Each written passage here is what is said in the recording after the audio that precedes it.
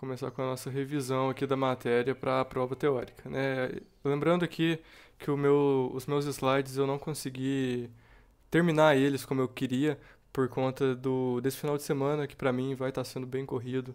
Estou com muitas provas nessa próxima semana, então eu peço desculpas, peço compreensão de vocês aí. Eu não consegui terminar os slides da forma que eu gostaria. Então eu vou estar usando metade o que eu fiz e a outra metade eu vou estar usando dos slides da Júlia, né, que já deu uma monitoria teórica para vocês e que os slides dela ficaram bem interessantes também, tá? Então eu vou estar usando os slides dela como material para me auxiliar aí na monitoria. Tá. Só queria dizer também aqui que as imagens que eu peguei aqui, eu peguei algumas imagens de livros, peguei algumas imagens das aulas do Renato.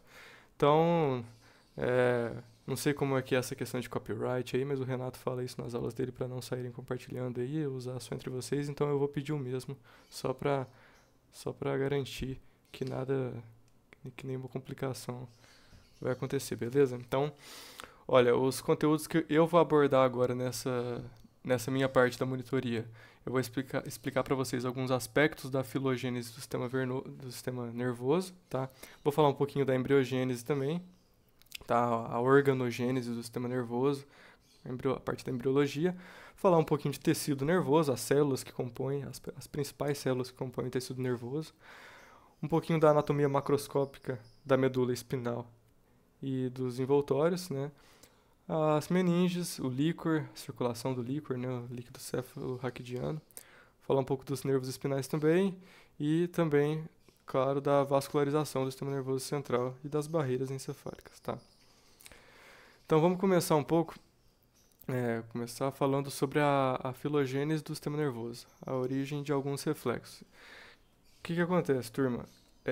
Todo ser vivo, mesmo aqueles seres vivos mais primitivos, eles têm que ter três propriedades básicas do protoplasma para poder sobreviver, para poder reagir, tá? Quais são essas três propriedades? São as três que eu coloquei na tela: a irritabilidade, a condutibilidade e a contratilidade.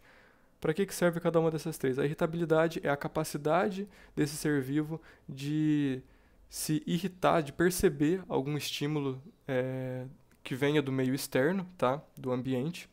Condutibilidade é a capacidade do ser vivo de perceber esse estímulo e conduzir ele para gerar uma resposta. Conduzir ele vai ser até alguma outra célula ou vai conduzir ele até a parte motora de alguma outra célula, tá?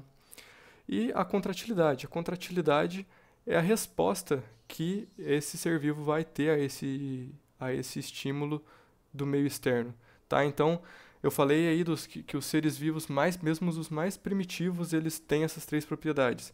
E a gente pode observar isso até mesmo numa ameba, né? A ameba, se a gente pega uma ameba e a gente toca ela com uma agulha de um micromanipulador, a gente vai ver que, mesmo ela sendo um ser vivo muito primitivo, ela vai lentamente, ela vai se afastar do ponto onde ela foi tocada e vai começar a se afastar dali. Ou seja, ela é sensível e conduz informações sobre esse estímulo para outras partes da célula. Então ela vai se retrair de um lado, do lado que ela foi tocada, e vai emitir pseudópodes do outro lado. Pseudópodes é a forma de locomoção dela. Ou seja, ela vai ter manifestado essas três propriedades: a irritabilidade, ela percebeu que foi tocada; a condutibilidade, porque ela transmitiu esse estímulo nervoso que foi percebido por ela para as partes motoras da célula; e a contratilidade é a resposta que ela teve de se contrair de um lado e emitir os pseudópodes do outro para se afastar. Tá? Esse exemplo que eu dei aqui tá no Ângelo Machado, tá? Esse exemplo da ameba, para quem quiser acompanhar e gostar de usar os livros aí. Tá? Essas imagens que eu peguei aqui também são do Ângelo Machado, tá? Então a gente tem aqui uma célula muscular primitiva, onde aqui no caso é de uma esponja, né? Então assim, a gente teria aqui o epitélio da esponja, e nesse epitélio, o epitélio ele fica em contato com o meio externo, ele fica na superfície da esponja. E aí, em meio a esse epitélio, a gente tem uma célula muscular primitiva que vai fazer uma contração. No caso de uma esponja, vamos supor que a gente tem a esponja ali num aquário, a gente coloca uma substância na água uma substância que vai causar uma irritação nessa esponja. vai ser percebida por essa célula e essa célula muscular primitiva vai fazer a contração dos poros dessa esponja, né? Só que tudo isso é uma evolução, né? Eu estou falando aqui de sistemas nervosos muito primitivos. O sistema nervoso ele foi evoluindo com o passar do tempo, com o passar dos milhares de anos. E aí a gente começou a ter os neurônios, as células nervosas começaram a se dividir, a gente começou a ter neurônios de diferentes tipos. Então a gente tem neurônios sensitivos e neurônios motores. No começo, aqui já estou falando de um celenterado, né, um tentáculo de um celenterado, como um polvo, uma lula. No epitélio desse tentáculo, por exemplo, a gente vai ter ainda células sensitivas, né, os neurônios, o corpo do neurônio sensitivo vai estar no meio desse epitélio. Só que aí a gente já vê aqui, ó, que essa célula aqui percebe o estímulo nervoso aqui, que está em contato com o meio externo, ela vai perceber esse estímulo, vai conduzir para uma célula muscular. Já é diferente em relação à esponja aqui, que era uma célula muscular primitiva só, que percebia e contraía ao mesmo tempo. Aqui a gente já vai ter duas células, por exemplo, uma sensitiva e a outra muscular, que é motora. Tá? Se eu estiver indo muito rápido também, vocês me avisem, ok? Que eu volto, eu posso ir mais devagar. Passando aqui para o próximo slide, eu gostaria de mostrar para vocês um processo interessante da evolução do sistema nervoso que a gente teve aqui, e já entrando na parte da classificação dos neurônios também, vou estar falando sobre o neurônio aferente, né? O neurônio aferente, também chamado de neurônio sensitivo, eles evoluíram para poder transmitir as informações que vêm do meio externo, transmitir essas informações para o sistema nervoso central. Tá? E como eu falei, inicialmente eles ficavam em contato com a superfície, né? A gente observa aqui no exemplo A, no anelídeo, o corpo do neurônio ficava na superfície e aí ele transmitia aqui, ó, para o sistema nervoso central. Só que à medida que a gente foi tendo uma evolução, a gente passou a ter o que a gente chama de centralização do corpo do neurônio. Tá? Então você vê que o corpo do neurônio ele se deslocou da periferia e passou a ficar mais centralizado, mais próximo ao sistema nervoso central. Tá? Vale ressaltar que atualmente o corpo do neurônio ele não fica dentro do sistema nervoso central, tá? Ele fica próximo, como está aqui nos vertebrados, mas ele não fica dentro. Tá? A gente vai ver isso na parte dos gânglios, né? Lembra do gânglio dorsal da medula, que a gente viu na prova prática, que a gente viu nas aulas práticas? Então, ali a gente vai ter esses corpos de neurônio sensitivo, ok? Então, durante a filogênese, a evolução, a gente teve uma tendência da centralização do corpo do neurônio sensitivo, como está mostrando aqui nos exemplos ABC. Okay? Falando agora sobre o neurônio eferente, né? O neurônio eferente, também chamado de neurônio motor. A função desse neurônio motor, ele vai ser conduzir o impulso nervoso para o órgão efetuador, né? Esse órgão efetuador, nos vertebrados, ele vai ser um músculo ou uma glândula, né? Porque a glândula também precisa de um estímulo para poder liberar as secreções que ela produz, tá? Então, também precisa de um neurônio motor para poder levar o estímulo nervoso para uma glândula. Então, aqui o impulso eferente determina, assim, uma contração ou uma secreção.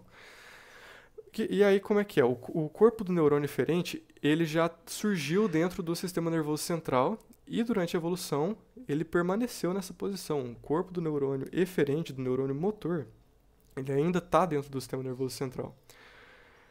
Porém, não são todos. Os neurônios eferentes que inervam os músculos lisos. Quais são os músculos lisos? Alguns exemplos. Músculo cardíaco, as glândulas, a musculatura que faz a contração das glândulas é musculatura lisa, musculatura do trato gastrointestinal, do intestino, do estômago, que faz o peristaltismo. É tudo musculatura lisa. Os neurônios que inervam essas musculaturas lisas, eles têm os seus corpos fora do sistema nervoso central, nas estruturas que a gente chama de gânglios viscerais. Tá? Vocês devem estar vendo aí na anatomia 2, o Tiago mostra vários plexos nervosos com vários gânglios, e nesses gânglios a gente vai ter o corpo desses neurônios motores que pertencem ao sistema nervoso autônomo, tá? É o que a gente chama de neurônios pós-ganglionares, ok? Agora, os neurônios eferentes que inervam músculos estriado-esqueléticos, quais são os músculos estriado-esqueléticos? Bíceps, tríceps, reto femoral, musculatura que a gente controla de forma somática, tá? Eles sim, os corpos desses neurônios que inervam essas musculaturas, tá?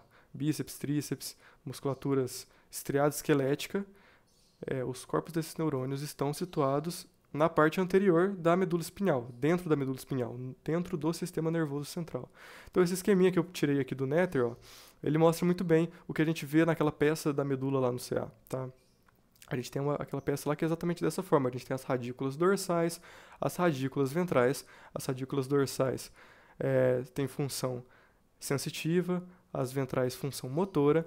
E aí, ó, o corpo dos neurônios que sai por aquelas radículas ventrais está dentro do sistema nervoso central, está dentro da substância cinzenta aqui da medula, no corno anterior da medula. Já o neurônio sensitivo, o corpo dele tá aqui no gânglio dorsal, tá? Tá fora do sistema nervoso central, não tá dentro, tá bom? Então aqui, ó, o neurônio motor, o corpo dele tá aqui no corno anterior da medula, e aí o axônio dele sai pelas radículas ventrais, entra no nervo, né, no nervo periférico, e vai ter todo o seu trajeto até chegar na placa motora, na junção neuromuscular, no músculo estriado-esquelético. E já para o neurônio aferente, a gente vai ter o corpo dele fora do sistema nervoso central, no gânglio dorsal, tá? E aí as terminações nervosas dele vão estar lá na periferia do tecido, tá? Na nossa pele aqui, fazendo a inervação periférica, tá bom? E aí aqui a gente vai ter diversos receptores bem complexos para perceber os mais diversos estímulos, que vocês vão estudar isso na Neuro 2, no próximo período.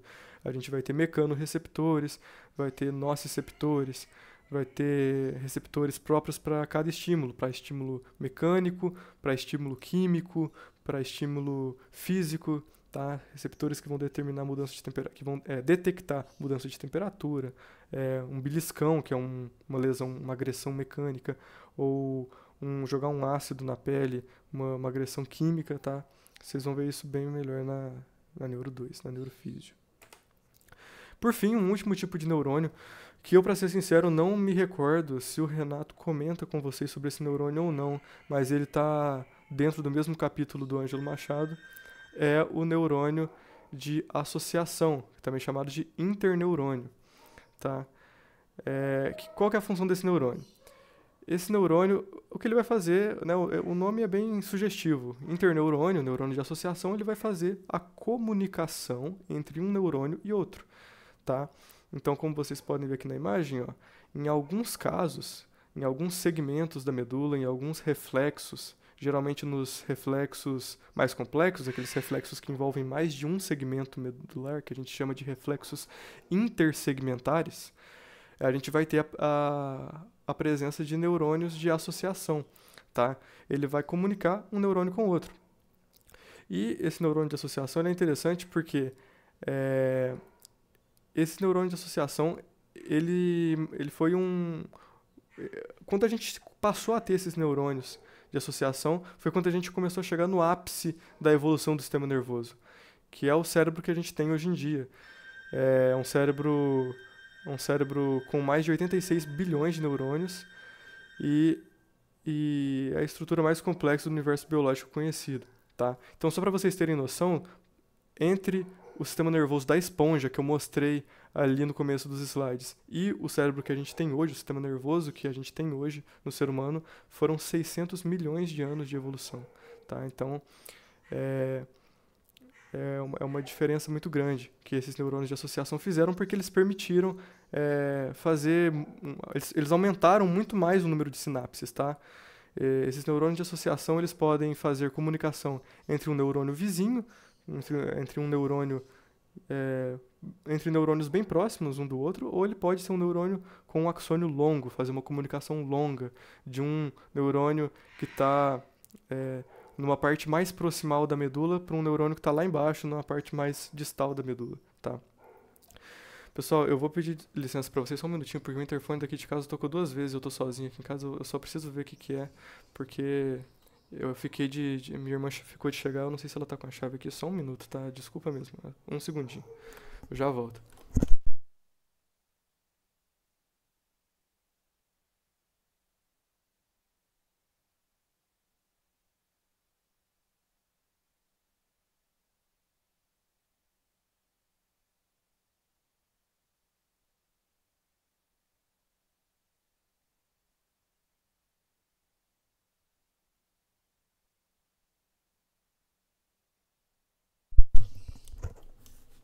Voltei, pessoal, desculpa aí ter que sair, tá? Vamos passar pro próximo slide. Ficou alguma dúvida sobre os neurônios? Quer que eu volte e fale sobre algum neurônio? Tudo certo? Eu vou dar uma olhada aqui no chat, porque na tela inteira aqui eu não consigo ver o chat. Alguma dúvida aí? Alguém quer mandar alguma dúvida no chat? Por enquanto, tranquilo? Tá, eu vou começar então aí, porque tem gente saindo aí, não quero perder a atenção de vocês, tá? Olha, vamos continuar, vamos seguir então. Se alguém tiver alguma dúvida, pode sentir a vontade para abrir o microfone e me interromper. Olha, essa imagem aqui eu tirei do Nether também, só para poder mostrar um pouco a organização do sistema nervoso, né, do tecido nervoso. Aqui a gente já consegue ver algumas células que o Renato comentou. Tá um esquema bem confuso, não se preocupem quanto a isso. Vocês não vão ter que entender nada desse esquema aqui. Eu peguei só mais para ilustrar mesmo as principais células que a gente tem. Então a gente tem aqui os neurônios motores, que têm os seus corpos localizados na substância cinza, né? E que vão ter o axônio direcionado para o músculo estriado, tá? Para o órgão efetor, que vai ser o músculo ou a glândula. A gente vai ter os interneurônios aqui de roxo, tá? Ó, fazendo uma comunicação entre um neurônio e outro. Olha aqui, a gente tem um neurônio comunicando com outro aqui, que comunica com outro, que comunica com outro, que comunica com outro motor, sabe? Então, os neurônios de associação, os interneurônios, esse é o papel deles. Agora, o que mais que a gente observa aqui nessa imagem?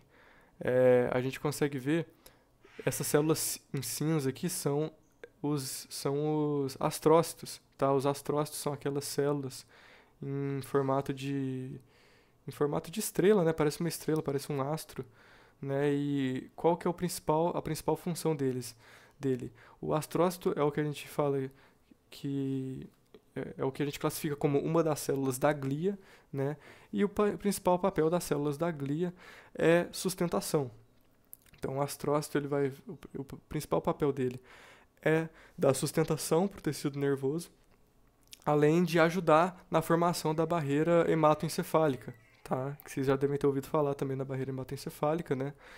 É uma barreira que fica aqui nos vasos sanguíneos e ela impede, ela filtra qualquer substância que não deva passar do sangue para o sistema nervoso, tá bom? Os astrócitos ajudam na formação dessa barreira também, tá? O que mais que a gente pode falar de neurônio, né? A gente tem os neurônios bipolares, os unipolares e os multipolares. Eu vou voltar um pouquinho para ilustrar isso melhor. Aqui, ó, nessa imagem aqui dá pra gente ver muito bem os neurônios unipolares, tá? Eles são unipolares, aqui eles têm um polo aqui e um axônio saindo aqui diretamente. A gente tem também neurônios bipolares, como esse aqui, tá? Ilustrado aqui na B. E os neurônios pseudo-unipolares, que é o caso aqui do C, tá? Então, ou seja, a maioria dos neurônios sensitivos que a gente tem aqui, que fazem inervação periférica, vão ser pseudo-unipolares. Tá legal? Aqui ó, a gente consegue ver aqui um neurônio unipolar, tá? E um neurônio pseudo-unipolar. Tá joia? Que mais? O que eu posso dizer? Aqui, a gente também consegue ver aqui nessa imagem, olha. A gente tem os neurônios aqui, o corpo do neurônio, que é a parte que mais faz metabolismo do neurônio. A gente tem o axônio do neurônio, que é envolto por uma bainha de mielina. E quem faz essa bainha de mielina, quem forma essa bainha de mielina também são células da glia.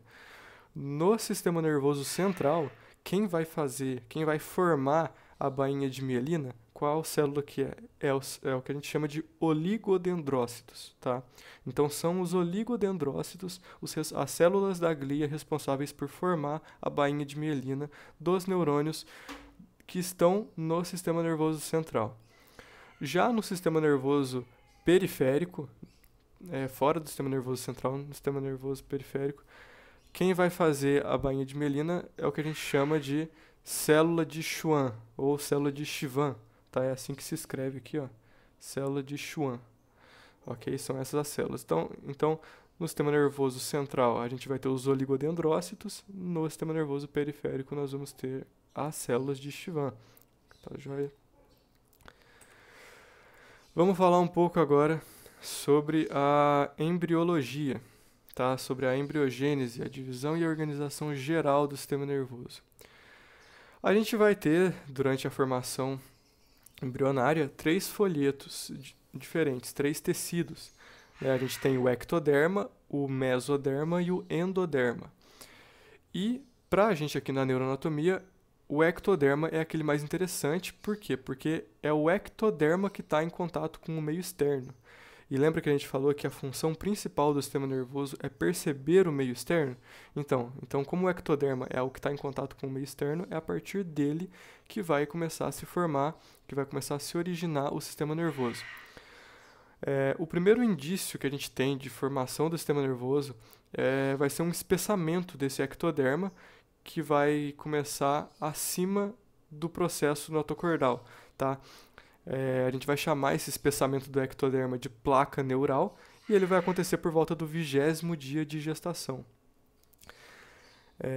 Então aqui, olha, deixa eu passar para o próximo slide só para poder ilustrar. A gente vai ter o ectoderma, a gente tem um espessamento dele aqui, que a gente chama de placa neural. À medida que os dias passam, esse espessamento ele vai começar a fazer um que a gente chama de invaginação, tá? E aí, à medida que essa placa neural começa a se invaginar, ela vai começar ela vai passar a ter nomes diferentes, tá? Então a gente vai passar a chamar ela aqui de sulco neural, quando ela formar um sulco, tá?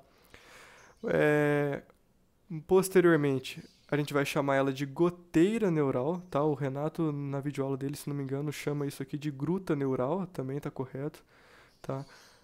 Essa nomenclatura que eu peguei aqui é do Ângelo Machado, tá? Goteira neural. E o que a gente percebe? Que à medida que cada etapa passa, a gente tem quase que um fechamento aqui, tá? Então, e no momento em que a gente tiver o fechamento aqui dessa goteira neural, no momento em que esses 2 lábios ectodérmicos aqui se tocarem, a gente vai ter o que a gente chama de tubo neural, ok? A gente vai ter a formação do tubo neural. Só voltar aqui. No ponto em que este ectoderma encontra os lábios da goteira neural, a gente vai ter o tubo neural, como eu falei, e a gente vai ter também células de cada lado que vão formar uma lâmina longitudinal, que a gente vai chamar de crista neural. Ela vai ficar na posição dorsolateral do tubo neural. Vou mostrar ela aqui para vocês, olha. Então aqui a gente tem o tubo neural que já se fechou nessa porção e a lâmina longitudinal que eu falei, a crista neural, vai ficar aqui na porção dorsolateral, tá vendo? De ambos os lados, ok? Essa crista neural, ela vai dar origem a algumas outras estruturas que eu vou comentar um pouquinho mais para frente, tá? A gente vai ter, só para poder contextualizar um pouco, a placa neural ela vai se formar no 20º dia. O que a gente tem antes disso? Né? Eu falei que a placa neural ela vai se formar acima do processo notocordal, acima da notocorda. Quando que a notocorda se fecha? A notocorda ela vai se fechar entre o 14º e o 18º dia. 14º e 18º dia. Então, logo que a notocorda se fechar, a gente vai começar a ter o espessamento para dar origem à placa neural. A placa neural vai levar ao sulco neural. O sulco neural vai se fechar por volta do 21º dia, e, tá certo? E vai formar o tubo neural. E aí, quando a gente tem o tubo neural ele começa ele não se fecha em toda a sua porção de uma vez, tá? A gente tem aqui, ó, uma porção que já se fechou, ou seja, a gente aqui já tem tubo neural, mas nessas porções aqui a gente não tem, ainda está aberto, tá vendo? A gente ainda tem goteira neural nessas regiões aqui. Então, à medida que que o fechamento acontece, ele vai se fechar tanto para a direção rostral, tanto para a direção caudal, tá? E aí, o que acontece? Quando o tubo neural se fechar, a gente ainda vai ter dois pequenos orifícios que a gente chama respectivamente de neuroporo rostral e neuroporo não, neuróporo. Neuróporo rostral e neuróporo caudal, tá? O neuróporo rostral vai ficar na porção superior e o neuróporo caudal na porção inferior, tá? São as últimas partes do sistema nervoso a se fechar. E a gente vai ter algumas patologias congênitas que a gente vai ver no recém-nascido que podem estar relacionadas ao mau fechamento do tubo neural, à malformação do tubo neural ou ao não fechamento desses neuróporos, ok? Então, só para mostrar aqui, para evidenciar melhor aqui, como eu também fiquei de mostrar para vocês a divisão e a organização do sistema nervoso aqui a partir da embriologia. Então, a gente tem aqui, ó, o tubo neural, tá? O tubo neural que a gente tem aqui, vamos supor que a gente faça um corte seccional aqui, ó. A gente vai fazer um corte transversal aqui e vai olhar para ele de frente. Isso aqui é o que a gente vai ter, tá? A gente tem o tubo neural aqui, a luz dele, tá? O lúmen do tubo neural. E aí a gente tem o quê? A gente tem a lâmina do teto aqui e a lâmina da assoalho. Para que serve essas lâminas, né? A lâmina do teto, ela vai estar mais em contato com o meio externo. E por conta disso, a gente vai ter porções sensitivas nessa região, tá? A gente vai ter neurônios sensitivos nessa região. Óbvio que esses neurônios ainda não estão formados, mas é só para vocês poderem compreender por que a porção posterior da medula que a gente tem neurônios sensitivos. É por conta disso, porque a parte da lâmina do teto no tubo neural, a parte do ectoderma é a parte que está mais em contato com o meio externo. Por isso a gente desenvolveu neurônios sensitivos nessa região, tá? Já na lâmina do assoalho aqui, tá mais interiorizada, né? A lâmina do assoalho aqui, ela tá em contato com o endoderma, com o mesoderma. Então é aqui que a gente vai ter neurônios motores, tá? O que mais que a gente vai ter? A gente consegue verificar aqui já o sulco limitante, né? Também dá pra gente ver, que é a delimitação do sensitivo com o motor. Outra coisa que eu acho interessante mostrar para vocês aqui também é na parte das vesículas embrionárias do sistema nervoso, tá? Então, à medida que o embrião se desenvolve, né, a gente tem o tubo neural e a partir do tubo neural a gente vai ter o que a gente chama de vesículas, tá? Vesículas neurais. Então, a gente vai ter uma divisão aqui em 3 porções dessa vesícula. Essa porção aqui é o que a gente chama de rombencéfalo, essa porção inferior aqui, tá? Rombencéfalo. O mesencéfalo está no meio, né? Mesencéfalo. E o mesencéfalo é interessante que ele tem o seu nome preservado durante toda a evolução, né? A gente tem o mesencéfalo. E aqui no ápice a gente tem o prosencéfalo, né? E cada um desses 3 vesículas vai dar origem a outras subdivisões aqui, a outras vesículas, né? O rombencéfalo vai dar origem ao mielencéfalo, tá? Só se vocês pensarem, mielo vem de medula, tá? Então, o mielencéfalo é o que está mais embaixo aqui, mais próximo da medula, tá? Tanto é que o mielencéfalo é o que vai dar origem depois ao bulbo, tá bom?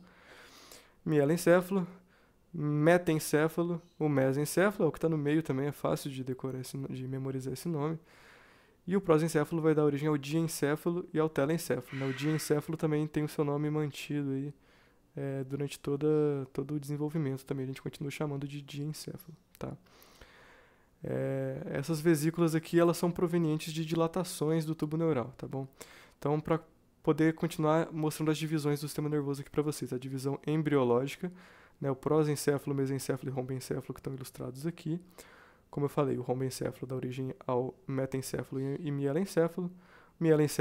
Mielo vem de medula, então a parte do encéfalo que está mais próxima à medula é o bulbo. Tanto é que o mielencéfalo vai dar origem ao bulbo. Metencéfalo vai dar origem a cerebelo e ponte, tá? Né? São as três partes que compõem o tronco cerebral, bulbo, ponte e mesencéfalo. O cerebelo vai ser derivado do metencéfalo, mas ele não está no tronco, tá? O mesencéfalo continua sendo chamado de mesencéfalo. E o prosencéfalo dá origem ao diencéfalo, que vocês vão ver melhor no segundo bimestre, e ao telencéfalo, que é o córtex, né? E o diencéfalo e o telencéfalo é o que a gente chama de cérebro, tá?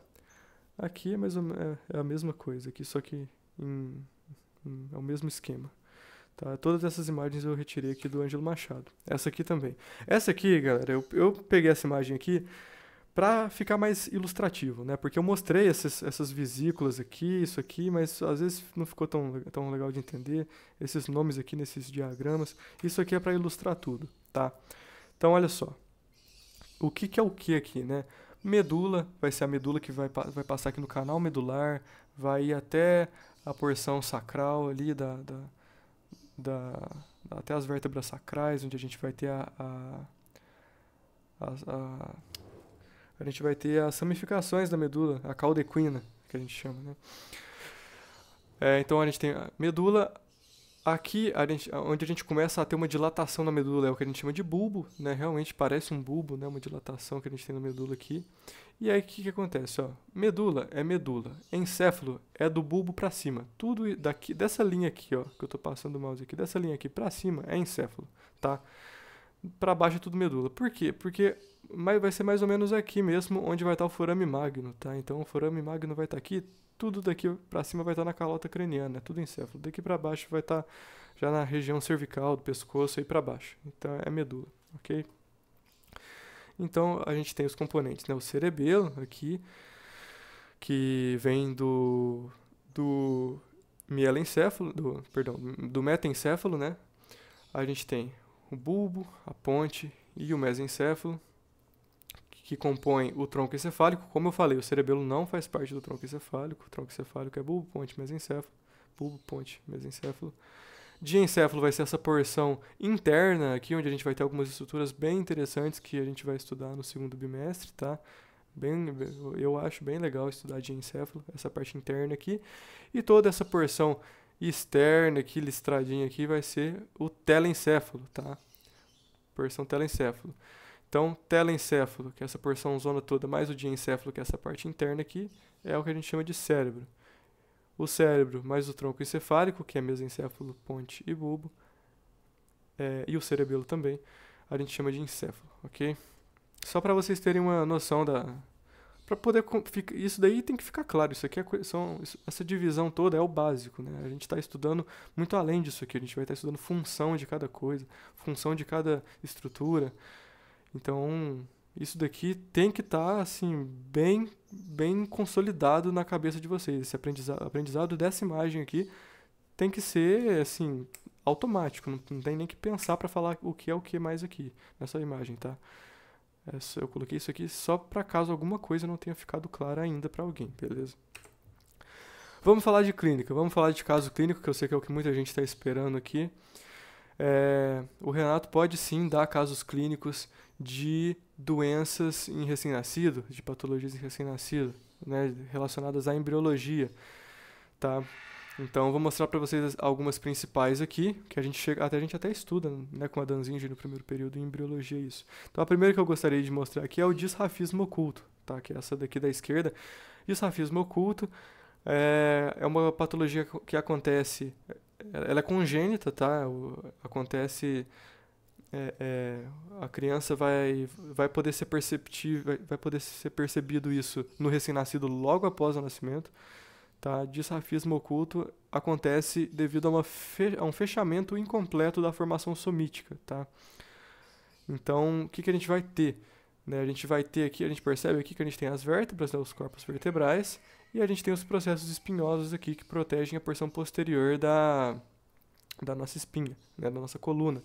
Em algumas vértebras, por conta desse fechamento incompleto da formação somítica, uma vez que as vértebras elas são derivados dos somitos, algumas vértebras podem estar com essa porção posterior faltando, tá? A gente não vai ter o fechamento completo dessas vértebras, vai deixar essa região aqui desprotegida. O tecido nervoso aqui ele vai estar protegido por meninges, né?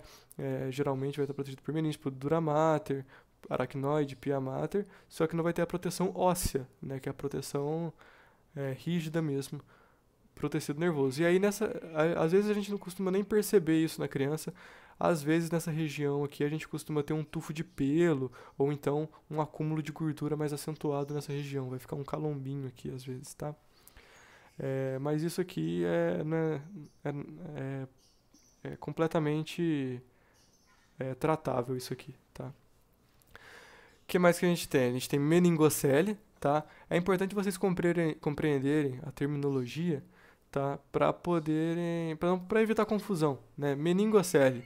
Meningo vem de meninge, claro. Cele vem de célula, cisto, ok? Então a gente vai ter a formação dessa bolsa aqui, desse cisto aqui, onde a gente vai ter a protusão a gente vai ter a invaginação de tecido meníngeo aqui, tá? Então a gente vai ter meninge preenchendo todo esse interior aqui dessa bolsinha aqui, tá? A gente vai ter líquor aqui também, tá? Vai ter líquido cefalorraquidiano aqui, tá? Só que é meningocele porque o tecido nervoso tá preservado totalmente dentro do canal medular, tá? A gente não tem tecido nervoso aqui, diferente do caso da mielomeningocele. O mielo, como eu falei, vem de medula, então a gente vai ter a protusão, né, quase que uma herniação em termos de aparência, né?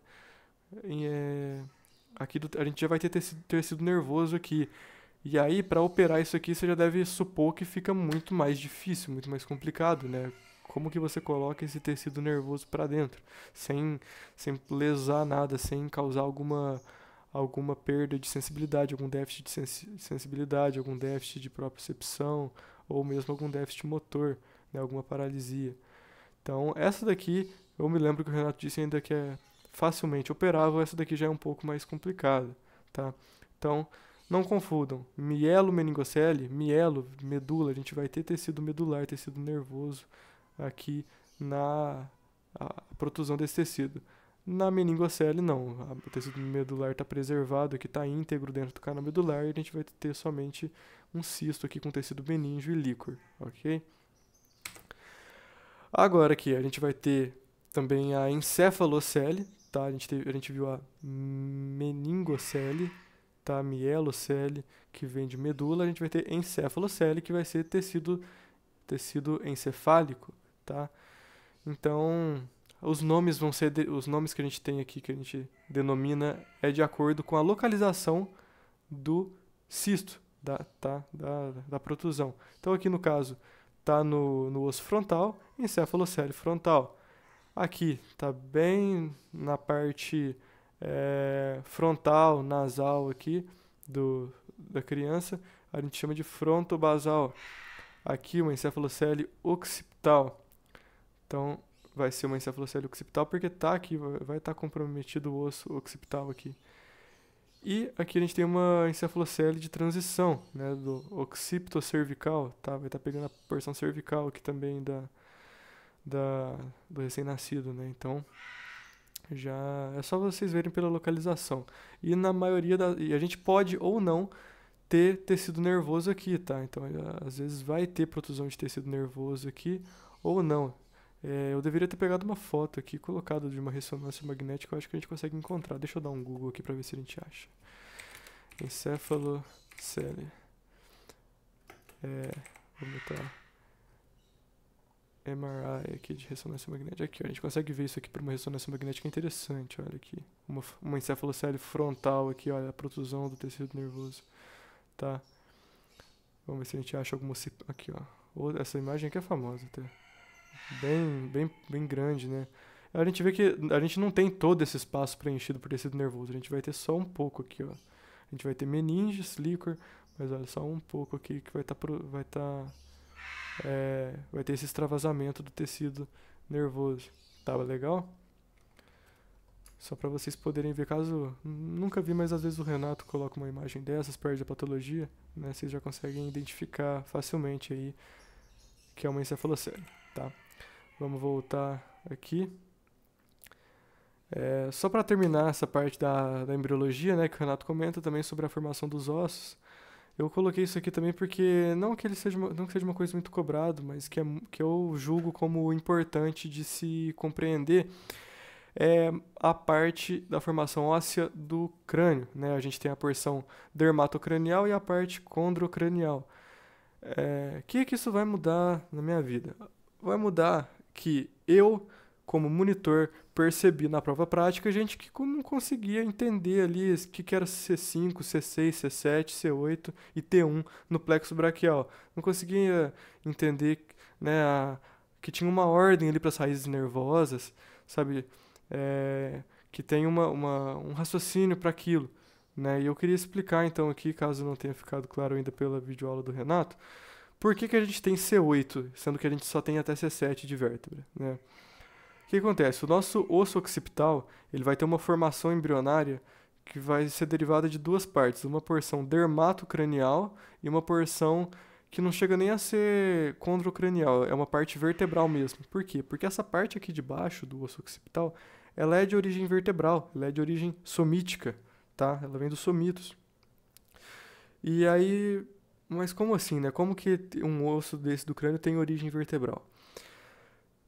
Não sei se vocês já perceberam, né? Claro que perceberam. Vocês já estudaram na anatomia 1 a parte dos processos espinhosos das vértebras, né? A gente consegue até sentir eles quando a gente palpa o pescoço, a gente consegue palpar o processo espinhoso de C7, que é aquele mais protuso aqui, certo? Então a gente tem esses processos espinhosos e a gente tem na nossa cabeça a protuberância occipital externa. Né? Essa protuberância occipital externa nada mais é do que o processo espinhoso de uma vértebra que se fundiu com a outra porção dermatocranial do osso occipital para formar o que a gente tem hoje no recém-nascido, no adulto, como osso occipital. Tá? Então, o que eu quero dizer é que essa porção aqui mais inferior do osso occipital era uma vértebra, era C1. Entendeu? Então, embriologicamente, o atlas não é a primeira vértebra, o atlas é a segunda. Só que essa primeira vértebra embrionária, ela se funde com o osso occipital, com a porção dermatocranial do osso occipital, e aí a atlas passa a ser a primeira vértebra cervical, C1. Tá? Só que, da mesma forma que a gente tem 8 vértebras cervicais embrionárias, a gente também tem 8 raízes cervicais embrionárias. Por isso que a gente tem C8, entendeu? De raiz cervical. Outra coisa que vocês podem perceber também é que o côndilo occipital, não sei se vocês vão se lembrar do côndilo occipital da Anato 1, o côndilo occipital, ele se assemelha muito à faceta articular de uma vértebra, tá? Outra semelhança que a gente encontra dessa fusão embrionária, dessa vértebra embrionária que fundiu para formar o osso occipital, beleza? Então eu coloquei esse slide aqui só para deixar isso claro para todo mundo. Essa outra foto aqui, ela delimita o fim dos slides que eu montei, depois eu vou passar a usar os slides da Júlia para poder terminar a monitoria para vocês. Era só para mostrar aqui melhor a estrutura do neurônio, né? A gente tem aqui o corpo neuronal, os dendritos, né? Que são como se fossem as ramificações aqui que vão fazer as comunicações com outros neurônios, né? O axônio que tem comprimento variável, né? A gente pode ter axônios de centímetros, de milímetros, até axônios de mais de metro, né? Então o tamanho do axônio varia muito.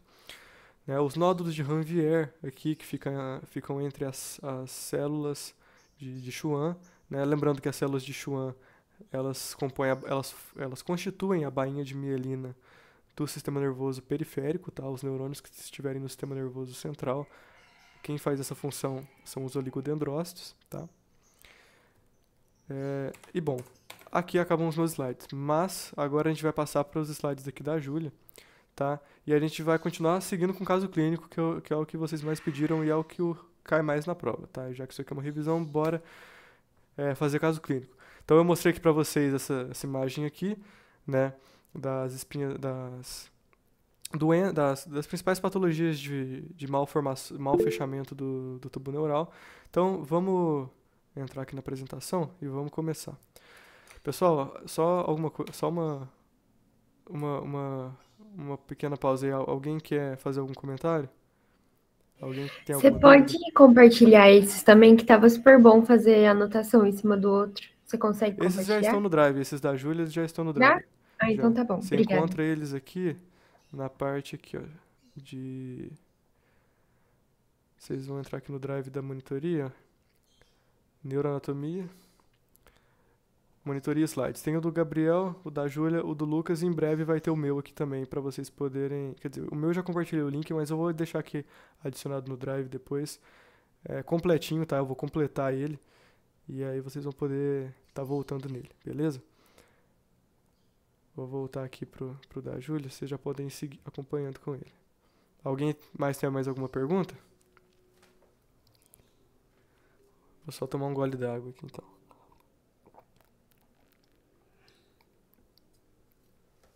Tá, a gente já tem quase uma hora de monitoria, vamos agilizar aqui então, que agora rapidinho a gente termina. Resolver caso clínico é bem tranquilo, bem rapidinho. Olha, vamos lá. Paciente recém-nascido apresentou na região tóraco-lombar, né? Região tóraco-lombar, região entre o tórax e a lombar, um abaulamento em linha média, né? Linha média, todo mundo está familiar com esses termos, né? Abaulamento vai ser aquela protusão que eu falei. O abaulamento apresenta característica cística, né? Um cisto, tá joia? Concomitantemente, ou seja, ao mesmo tempo, a criança apresentava-se hipoativa, hipotônica e com dificuldade de movimentar membros inferiores. Segundo a mãe, não realizou exames pré-natais. Como que a gente faz a interpretação desse caso clínico, né? Independente de qualquer alternativa que o Renato colocar para vocês marcarem como resposta, vocês têm que conseguir interpretar isso, tá? Então, assim que vocês lerem recém-nascido, protusão em região tal, característica cística e alguns sintomas de hipoatividade ou hipotonia, dificuldade para movimentar alguma coisa, tudo isso você já tem que suspeitar de encefalocele, mielocele, ou mesmo mielomeningocele, tá? Como que a gente interpreta isso? Primeiro, familiarizar alguns termos aqui. Hipoatividade é uma baixa atividade, a criança vai estar mostrando hipoativa, pouco ativa, tá? Hipotonia, acho que vocês já aprenderam em PPS, né? Hipotonia é um baixo tônus muscular, né? A criança tá com os membros moles, em vez de estar com uma hipertonia que o recém-nascido costuma apresentar após o nascimento, né? E dificuldade de movimentar membros inferiores. Tudo isso sugere algum comprometimento neural, tá? Então, como que a gente pode fazer? Caso crônico, suspeita de doença congênita, tumor ou quadro inflamatório. A gente suspeita de doença congênita? Suspeita porque é um recém-nascido, certo? Recém-nascido a gente tem que suspeitar de doença congênita. Tumor, vamos suspeitar de tumor porque tá falando de um abaulamento, um cisto, né? A gente vai suspeitar de tumor. Ou de um quadro inflamatório, por quê? Porque inflamações também vão causar hipotonia, hipoatividade em recém-nascidos, tá? Só que são as nossas hipóteses diagnósticas, né? Abaulamento em linha média com característica cística. Isso aqui sugere, é sugestivo para meningocele ou mielomeningocele, tá? Pode também ser cisto dérmico? Pode, né? No melhor dos casos é só um cisto dérmico ou um teratoma. Hipoatividade, hipotonia e dificuldade de movimentação de membros inferiores, como eu falei, sugere comprometimento neurológico, tá? Então a hipótese diagnóstica vai ser mielomeningocele. Por que não vai ser mielocele? Porque mielocele a gente não tem protusão de tecido nervoso. O tecido nervoso vai estar íntegro, então tem uma chance muito menor da criança apresentar esses sintomas de hipotonia, de hipoatividade. Isso daí, e principalmente a dificuldade de movimentação de membros inferiores, tá? Isso vai sugerir comprometimento de tecido nervoso. E a gente vai ter esse comprometimento na mielomeningocele, que a gente tem tecido nervoso, protusão de tecido nervoso, tá? Como está mostrando aqui. Vamos falar de hemorragias. Eu gosto muito de casos clínicos de hemorragia e o Renato gosta bastante também. Então, prestem atenção. Olha só. Quais são os tipos de hemorragia que a gente pode ter? A gente tem alguns tipos de hemorragia, mas os principais que eu vou mostrar é o epidural e o subdural. A gente tem também subaracnoide, a gente tem intraparenquimatoso, mas os principais que a gente tem que saber agora é o epidural e o subdural. Epidural, epi significa acima, tá? Acima do espaço dural, da dura mater, ok? Então, epidural vai ser um sangramento acima da dura mater. E o que a gente tem acima da dura mater? A gente tem o crânio, né? Vocês lembram que a dura mater ela é fortemente aderida ao crânio? Então, a gente vai ter um sangramento nessa região, tá? Um sangramento entre a dura mater e o crânio. Inclusive, eu queria mostrar aqui para vocês. Deixa eu mostrar aqui.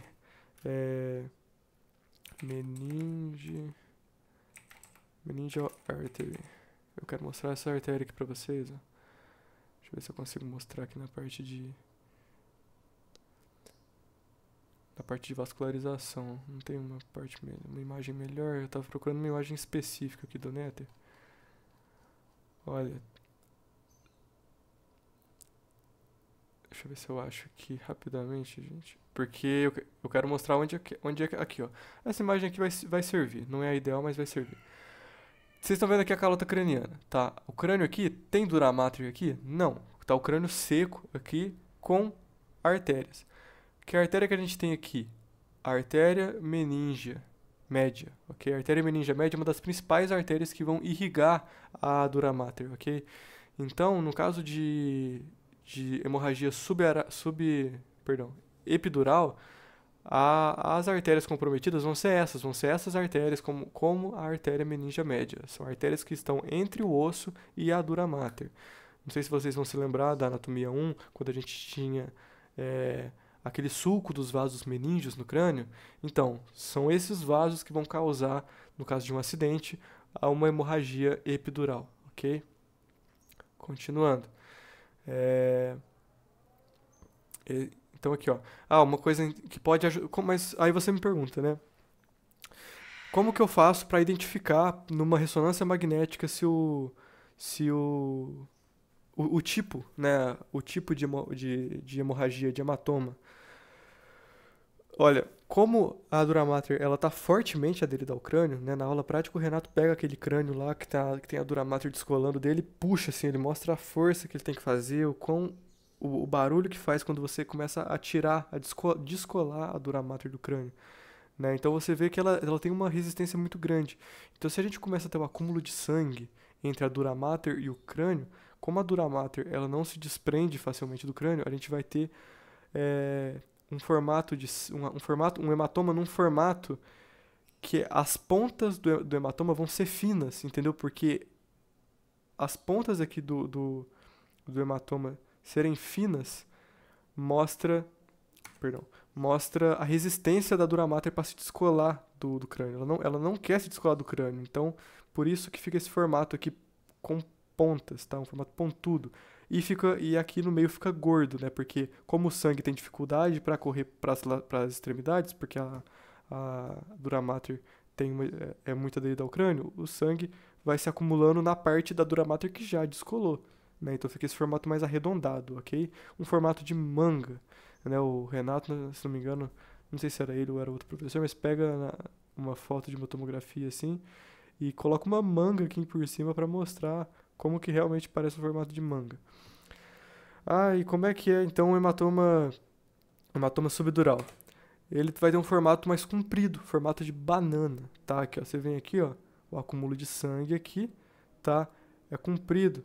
Parece uma banana. Por quê? Porque o sangue ele corre com maior facilidade entre a dura mater e a aracnoide, né?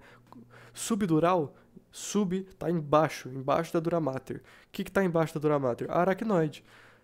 Só que a gente tem um espaço subdural ali naturalmente? Temos. Então, como a gente já tem um espaço ali, um leve espaço entre a dura mater e aracnoide, a gente tem líquor nessa, nessa região.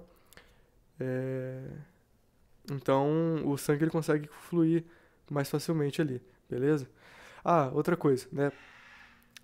No caso da hemorragia epidural, vai ser uma hemorragia arterial, tá? Então, o sangue, a hemorragia é uma hemorragia mais rápida, tá?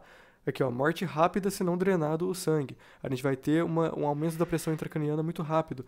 Então, vai ser vítima de paciente automobilístico que teve um acidente ali, na hora foi para o hospital, já faz a tomografia nele e você já consegue ver o hematoma epidural. O subdural já, às vezes, vai ser um pouco mais lento, tá? É uma hemorragia mais lenta, porque vai ser uma hemorragia venosa, tá? O aumento da pressão intracraniana é mais lento, tá certo? Porque o fluxo de sangue para as veias, ele vai ser um fluxo de sangue que a gente fala que o sangue vai ficar babando, tá? Esse é o termo que a maioria dos professores usam, tá certo? Mas o principal para vocês saberem por imagem é o formato, gente. Vocês têm que bater o olho. Ó, isso aqui parece uma manga, não parece uma banana. E vocês compreenderem por que parece também, né? Por que parece uma manga, né? Eu expliquei, por causa da forte aderência da dura mater ao crânio. Aqui, esse aqui você já olha aqui, você já sabe, pô, isso aqui não é epidural nunca, isso aqui é subdural, né? Beleza? Aí, a hemorragia no espaço subaracnoide que eu falei, né? Ela não vai formar um hematoma. Por quê? Porque, como eu falei, embaixo da aracnoide a gente vai ter líquor, tá? É o espaço que a gente tem destinado ao líquor. Então ali o sangue consegue fluir livremente nessa região, né? Porque já tem líquido ali. Então, como que a gente percebe, né? Fala, poxa, mas aqui não tem nenhuma mancha. Não tem mancha porque não forma hematoma. O que a gente vai ter? A gente vai ter uma hiperdensidade do espaço subaracnoide, né? Porque o que normalmente tem no espaço subaracnoide? Tem líquor. O líquor, ele é hipodenso? O que é hipodenso numa tomografia? É o que é escuro, né? O que é hipodenso? Ar, líquido é hipodenso. Mas e o sangue? O sangue não, o sangue ele é hiperdenso, tá? Então a gente vai ter uma hiperdensidade do espaço subaracnoide. O que é essa hiperdensidade? Como que ela aparece na tomografia? Ela aparece clara, ela aparece branca aqui, ó. Você consegue ver que tem sangue aqui, ó. O sangue tá todo contornando o cérebro todo aqui, entendeu? O paciente vai ter uma dor de cabeça intensa, o quadro é agudo, tá? É dessa forma que, pela tomografia, que a gente vai bater o olho e identificar. Os sintomas, a maioria dos sintomas vai ser parecido, assim, sabe? Claro que tem algumas diferenças, né? Como eu falei, na epidural é muito agudo, geralmente vai estar relacionado a traumas, a morte é rápida, o aumento da pressão intracraniana acontece rápido. Mas você acha que o paciente não vai ter uma dor de cabeça? Claro que vai. Nesse também vai e nesse também. Então a sintomatologia é muito relativamente semelhante. O que vai fechar o diagnóstico para você vai ser sempre a ressonância magnética, tá? Nessa parte aqui era isso que eu tinha para mostrar aqui nos slides da Júlia. Vamos para a parte de vascularização, que a gente consegue passar por essa parte rapidinho também. Então bora. Ó. Vamos lá? Ó, essa imagem aqui, teve gente que reclamou comigo dessa imagem aqui na prova. Falaram, poxa, mas essa imagem aqui de vocês é muito difícil de entender. Eu achava que a carótida ficava em cima da comunicante. Só que não é, porque aqui é uma imagem 2D, né? A gente está tentando... só que essa imagem ela é famosíssima. Essa imagem está em todos os livros, vão ter um esquema desse jeito. No Netter vai ter, no Ângelo Machado vai ter... Qualquer atlas de anatomia que você abrir vai ter uma imagem dessa, tá? Então é aquilo que eu mostrei na minha monitoria prática, vocês viram na prova prática também.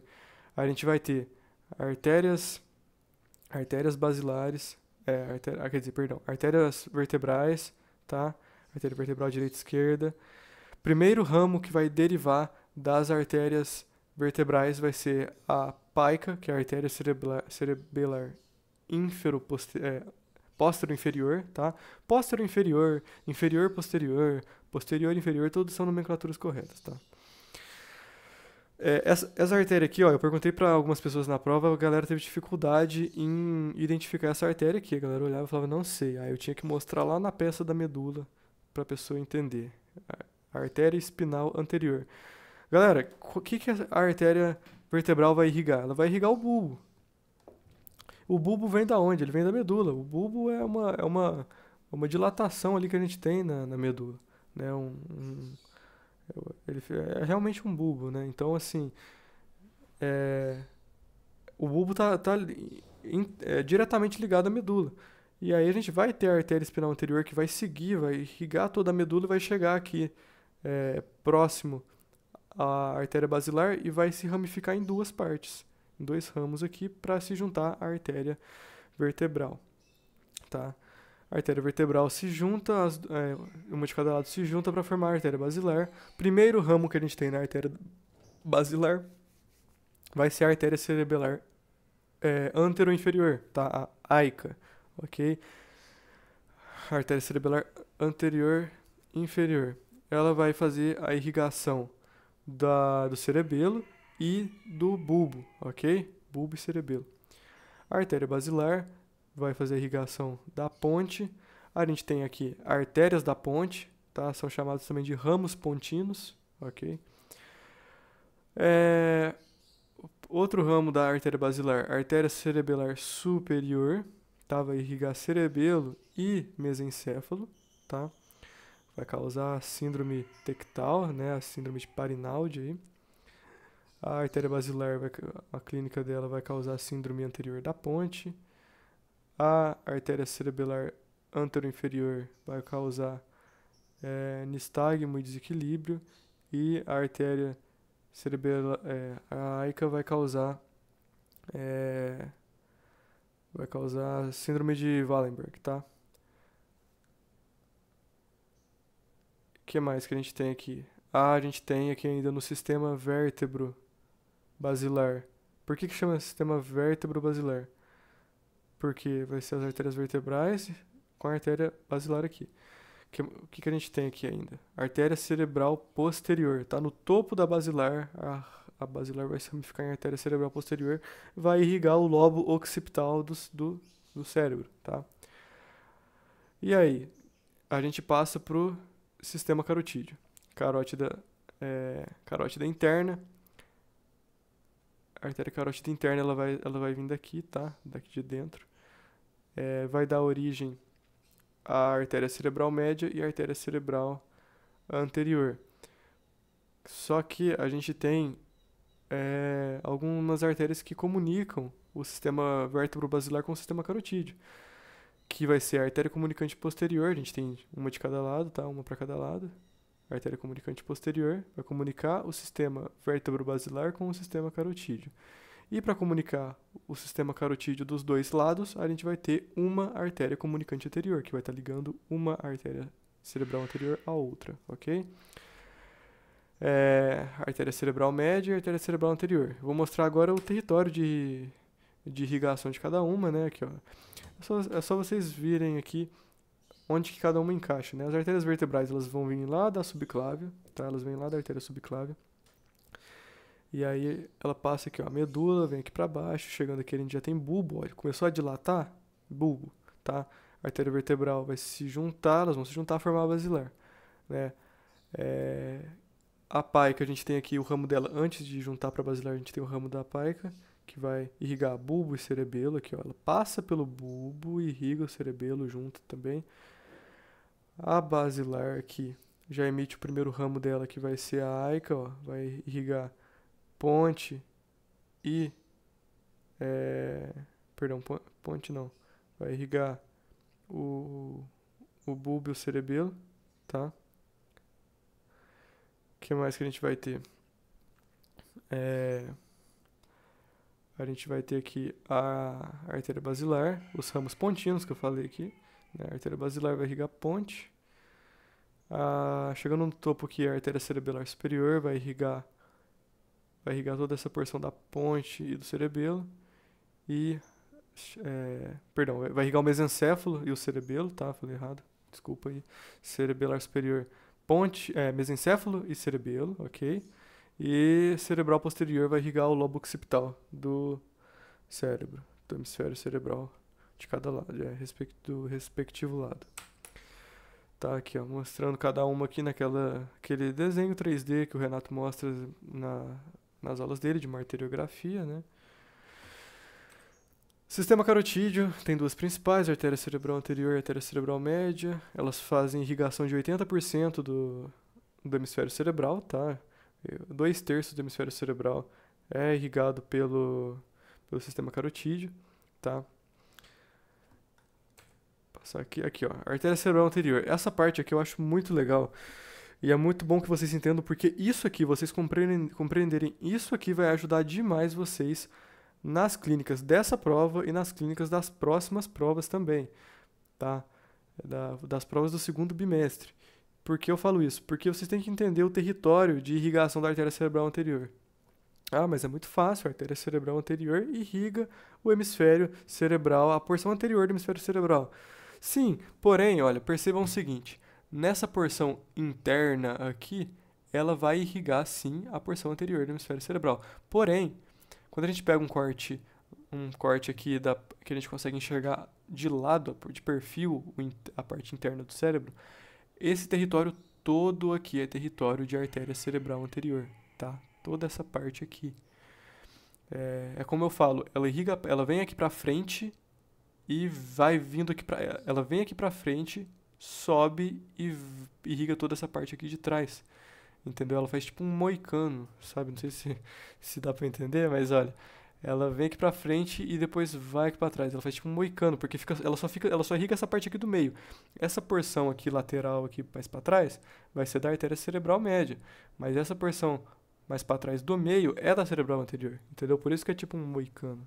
Não sei se deu pra entender, sabe? E por que eu falo que isso aqui vai ajudar muito vocês?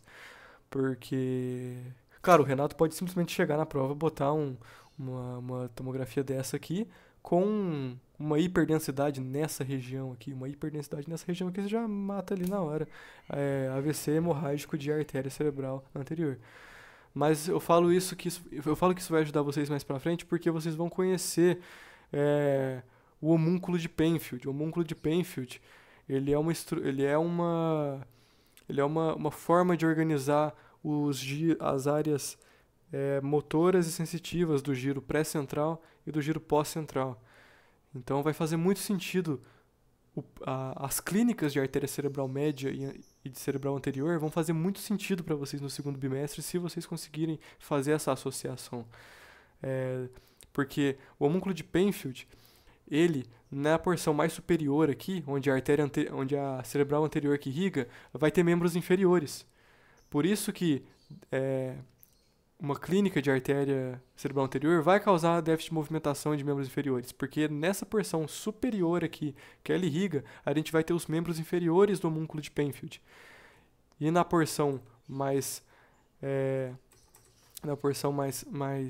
inferior aqui, nessa porção aqui que vai descendo aqui para a lateral do cérebro, é cerebral média. A gente vai ter os membros superiores e também o rosto do homúnculo de Penfield. Por isso que uma clínica, um AVC isquêmico, AVC hemorrágico de artéria cerebral média, vai causar esse déficit de membro superior, entendeu?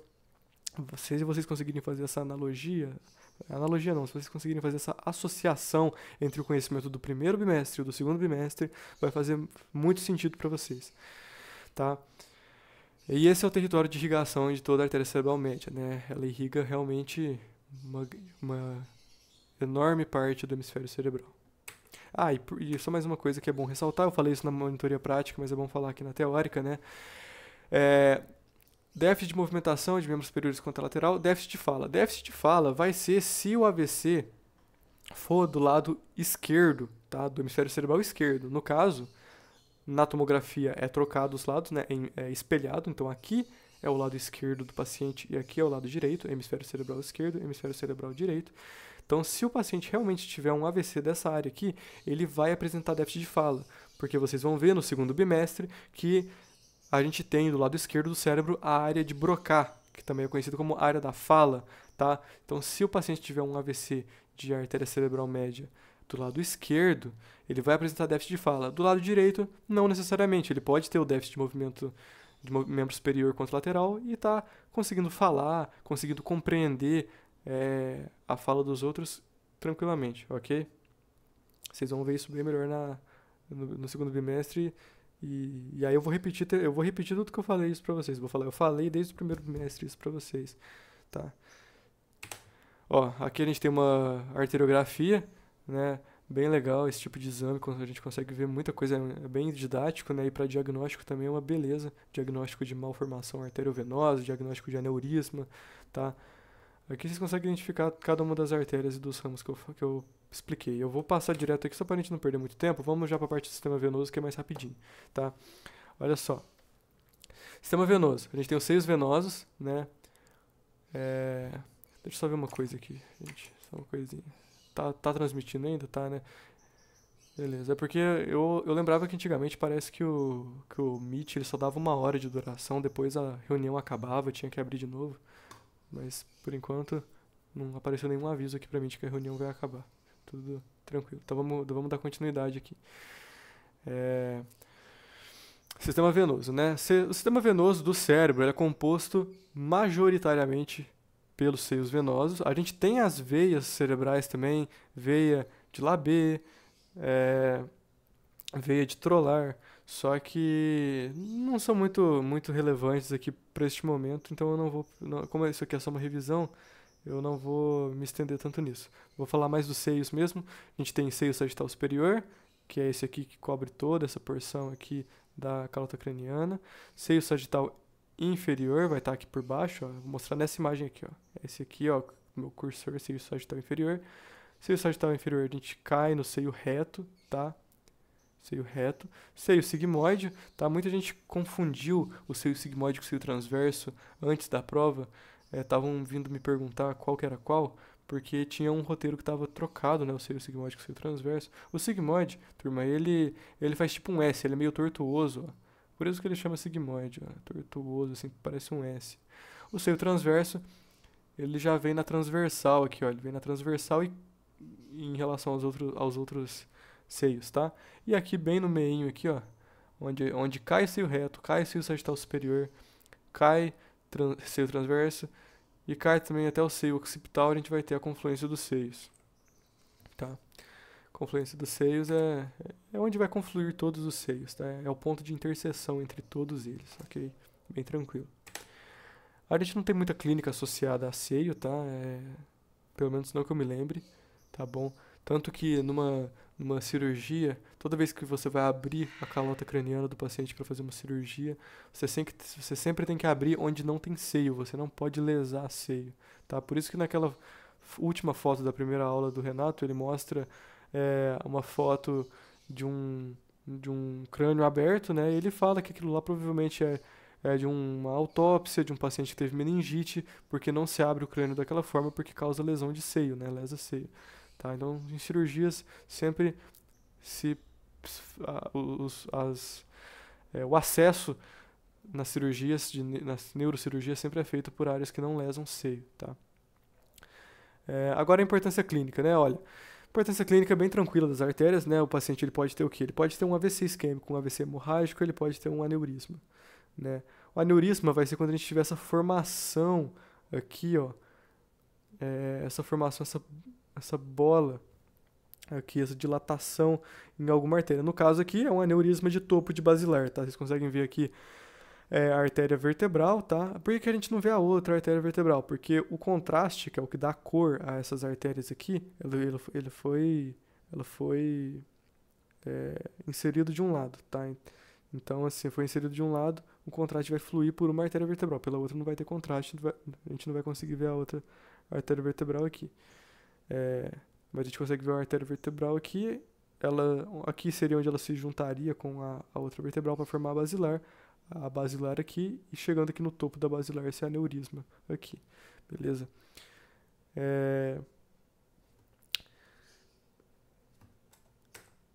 Aqui, ó, outro aneurisma aqui de carótida interna dessa vez, né? Um aneurisma bem na bifurcação da carótida interna, onde ela se bifurca para cerebral médio e para cerebral anterior.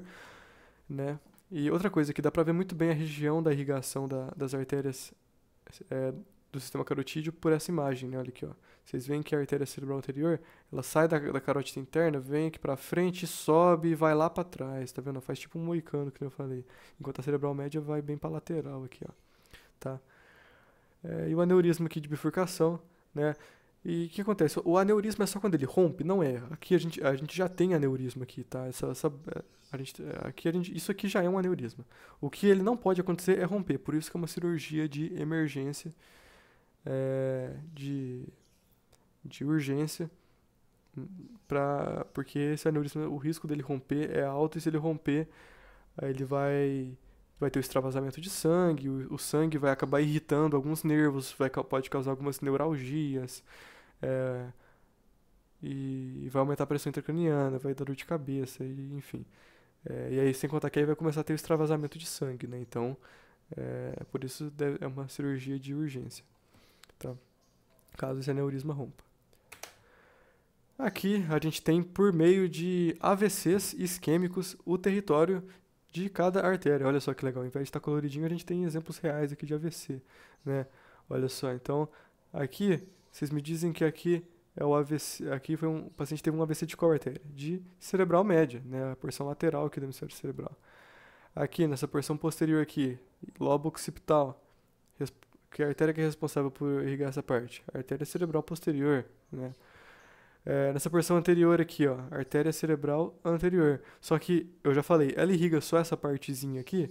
Não, porque ela vem aqui pra frente e depois ela sobe e vai vindo aqui pra trás, tá? Então, nesse corte aqui, nessa profundidade que foi feita a tomografia, aí sim, ela irriga só essa parte. Mas se a gente for pegar um corte mais alto, como esse aqui, por exemplo, se a gente pegasse um corte nessa altura, a gente já veria um território bem maior de irrigação, de isquemia da artéria cerebral anterior, ok? E esse aqui, né? Esse aqui é um AVC de cerebelo, né? Qual artéria será que causou isso aqui?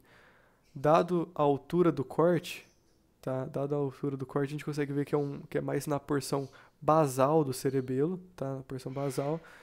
A artéria que faz a irrigação dessa parte póstero inferior do cerebelo é a artéria cerebelar póstero inferior, a PAICA, beleza? Então aqui tem a legenda de cada um dos casos clínicos, mas eu já falei pra vocês, tem a clínica de cada um que eu também já falei. E aqui temos mais um caso clínico, vamos fazer. Paciente de sexo feminino, 54 anos, apresentou quadro de cefaleia súbita de forte intensidade, referindo como a mais forte da vida. Ao exame físico, a paciente apresentava limitação do movimento de flexão forçada da cabeça. O que é isso aqui, ó? Deixa eu dar um destaque para isso aqui, ó. Limitação do movimento de flexão forçada da cabeça, com grande piora da dor. Limitação do movimento de flexão forçada da cabeça é rigidez nucal, nuca rígida, tá? Então você vai tentar movimentar a nuca do paciente, ela tá rígida, não consegue movimentar mais do que um certo ponto e a dor piora bastante. Nega histórias de traumas recentes ou de infecções de vias aéreas. Após 2 horas do início dos sintomas, apresentou dificuldade de movimentar mão direita e confusão mental. Mão direita é o quê? É membro superior. Então você já suspeita de quê? De cerebral anterior, tá? Rigidez de nuca é o quê? Sinal meníngeo. Né? As meninges estão inflamadas aqui. Por que elas estão inflamadas? Por conta do extravasamento de sangue. Como que eu sei que teve extravasamento de sangue? Né? Além disso, além de ser por conta do sinal meníngeo, da rigidez nucal, vai ser também por conta da cefaleia súbita, tá? Uma dor de cabeça súbita de forte intensidade. Então, assim que rompeu ali o AVC, já começa a dor de cabeça, ok? Movimentação da mão direita, artéria cerebral média e esquerda. É importante isso, né? Ela disse mão direita, né? Mão direita, então a gente vai suspeitar de artéria cerebral média esquerda, porque é contralateral, por conta da descussação das pirâmides, né? Possível aneurisma roto, ou seja, que já rompeu. Diagnóstico, hemorragia subaracnoide por aneurisma de artéria cerebral média esquerda. Tratamento é cirúrgico, tem que drenar esse sangue e coagular, né, parar o sangramento, beleza? Ó, turma, eu tô me estendendo mais do que eu gostaria, né, tá demorando mais do que eu gostaria, mas é porque aquela parte introdutória da matéria eu achei que ficou faltando para vocês, então eu quis caprichar um pouco mais na parte da embriologia, tá? É, então vamos passar rapidinho aqui também por essa parte de nervos periféricos. E aí a gente faz a parte da medula também, é tudo bem rapidinho. Você vê os slides. Esse slide aqui tá um pouquinho maior, mas é porque tem muita imagem, ó. Imagem de trato aqui. Então, acho que até 5h30 a gente consegue terminar isso aqui sem precisar fazer nada com pressa, sem precisar pular nenhuma parte, beleza? Vai ficar gravado para vocês também, então se alguém precisar sair, tiver algum compromisso, eu entendo completamente. Depois vocês podem voltar aí e assistir no tempo de vocês, voltar quantas vezes quiser. Se teve alguma coisa que eu falei também que não ficou bem entendido, vocês podem me mandar mensagem a qualquer hora, beleza? Então vamos dar continuidade aqui. Deixa eu ver aí, pessoal. Pessoal, 9 pessoas mais um pouco. Vamos continuar então. Deixa eu voltar aqui. Nervos periféricos. Nervos periféricos, vamos falar sobre plexo braquial e algumas vias, né? Vamos lá. Vamos falar primeiro da via sensitiva. A via sensitiva é aquilo que eu falei de neurônio aferente, tá? Vem o estímulo tátil, né? O estímulo tátil vai começar aqui, ó, o estímulo de tato, aqui vai ser a pressão da gota de água caindo aqui no dedo, vai ser a temperatura, tá? Tudo isso vai ser captado pelas terminações nervosas dos neurônios sensitivos dessa região e vai ser conduzido pelo axônio até chegar aqui no primeiro neurônio sensitivo, ok? Não está escrito aqui, mas aqui no gânglio dorsal a gente tem o corpo desse primeiro neurônio sensitivo, ok? E aí, do gânglio dorsal, vai ser conduzido para o bulbo, onde a gente vai ter o segundo neurônio sensitivo, tá? E aí, do bulbo, a gente vai ser conduzido para o tálamo. E aí, do tálamo, vai ser conduzido do tálamo vai ser conduzido para o córtex. Por que passa pelo tálamo? Porque o tálamo é a área do cérebro, já adianto isso para vocês vão ver isso na neurofísio. O tálamo é a área do cérebro que vai redistribuir as informações. Quase tudo passa pelo tálamo. O tálamo que vai falar, essa informação eu vou mandar para cá, essa informação eu vou mandar para lá. Quase tudo vai passar no tálamo, beleza? O tálamo vai passar no tálamo e vai mandar para o córtex sensitivo, beleza? Córtex é a periferia aqui, tá? Onde a gente vai ter o terceiro neurônio sensitivo. Essa é a via sensitiva básica. Via do movimento. Via do movimento, via motora, né? Então, como é que vai ser, né? Via motora, como é que ela acontece? Aqui ainda tá a foto da via sensitiva, mas eu consigo explicar sem problema nenhum. Vamos ver se ela não tá aqui. Não tá. Mas olha só, como é que vai ser a via sensitiva? A via do movimento. O córtex vai ser onde o movimento vai ser planejado, tá? Então a gente tem uma área do cérebro que fica no lobo frontal, que é o que a gente chama de área pré-motora, tá? Pré-motora por quê? Porque é a área que a gente vai ficar responsável por planejamento de movimento, tá? E aí os neurônios que estão nesse córtex, o córtex a gente tem o quê? A gente tem substância cinza aqui, tá? E aí na substância cinza que a gente tem corpos de neurônio, lembra? Então saindo do córtex motor, a gente vai ter o primeiro neurônio motor, que vai estar mandando o estímulo que foi planejado pelo cérebro para a porção anterior da coluna. Por quê? Porque a porção anterior da coluna é motora. Lembra que tem aquele corpo de neurônio aqui, no corno anterior? O corpo do neurônio fica aqui e ele sai por aqui, pela radícula ventral, né? Eu expliquei isso para vocês. Então, do córtex vai vir para o corno anterior da medula, vai passar por aqui e vai seguir até o órgão o órgão que vai executar o movimento, tá? Seja ele um músculo estriado esquelético ou uma glândula, beleza? Plexo braquial tem aquele esqueminha aqui que todo mundo desenhou isso, eu desenhei isso, falei para vocês desenharem isso na casa de vocês, no espelho do banheiro quando for tomar banho, falei para vocês desenharem isso para vocês memorizarem, porque é chatinho de memorizar, né? Dá um nó quando a gente vê isso aqui a primeira vez, né? E é importante vocês compreenderem aqui, ó, a ordem de cada uma dos componentes do plexo braquial, né? A gente tem as raízes nervosas, C5, C6, C7, C8, T1. Cada uma delas C5, C6, C8 e T1 vão se juntar para formar os troncos, a C7 forma o tronco sozinha, tronco médio. Cada um dos troncos vai dar origem a dois fascículos, né? Todos os ramos posteriores do tronco, dos troncos vão formar o fascículo posterior. Os ramos anteriores vão dar origem, os ramos anteriores do tronco superior e do tronco médio vão dar origem ao fascículo lateral, e o ramo anterior do tronco inferior sozinho vai formar o fascículo medial. Fascículo medial forma sozinho o nervo ulnar. Fascículo posterior, que eu falei que tem o ramo posterior de todos os troncos, vai formar o nervo radial, e o fascículo lateral vai dar origem ao nervo mediano. Tá? Aqui nós temos a clínica, a função, o local de inervação de cada um deles, dos 3 nervos aqui, né? Onde que eles inervam, a função deles e a lesão, tá bom? É só vocês correlacionarem, né? A gente vai fazer um caso clínico aqui no final que vai mostrar bem o tipo de raciocínio que vocês têm que ter, tá? Então, assim, não adianta muito eu ficar lendo essa tabela para vocês aqui, porque eu vou ler, vocês vão estar assistindo a tela aí enquanto eu leio isso e não vão memorizar. Então, leiam isso, memorizem, repitam, né? A gente memoriza muito por repetição, então vão ter que repetir isso para memorizar, para chegar no caso clínico. Aqui tem mais um esqueminha, para chegar no caso clínico e a gente ter o raciocínio que a gente precisa ter, tá? Aqui a Júlia falou um pouquinho do plexo lombosacro, mas o Renato nem chega a comentar muito sobre isso. Vocês não precisam muito de se preocupar com isso aqui, tá? Só saibam que tem o plexo lombosacro, né? Nós temos aí alguns nervos famosos, né? O nervo femoral é um nervo bem famoso, e o nervo isquiático também é um nervo bem famoso, né? O pessoal costuma chamar popularmente esse nervo de nervo ciático, né? O nome correto dele é nervo isquiático, tá? Aqui, os tipos de lesões nervosas que a gente tem, né? A neuropraxia, a axoniotimese e neurotimese, né?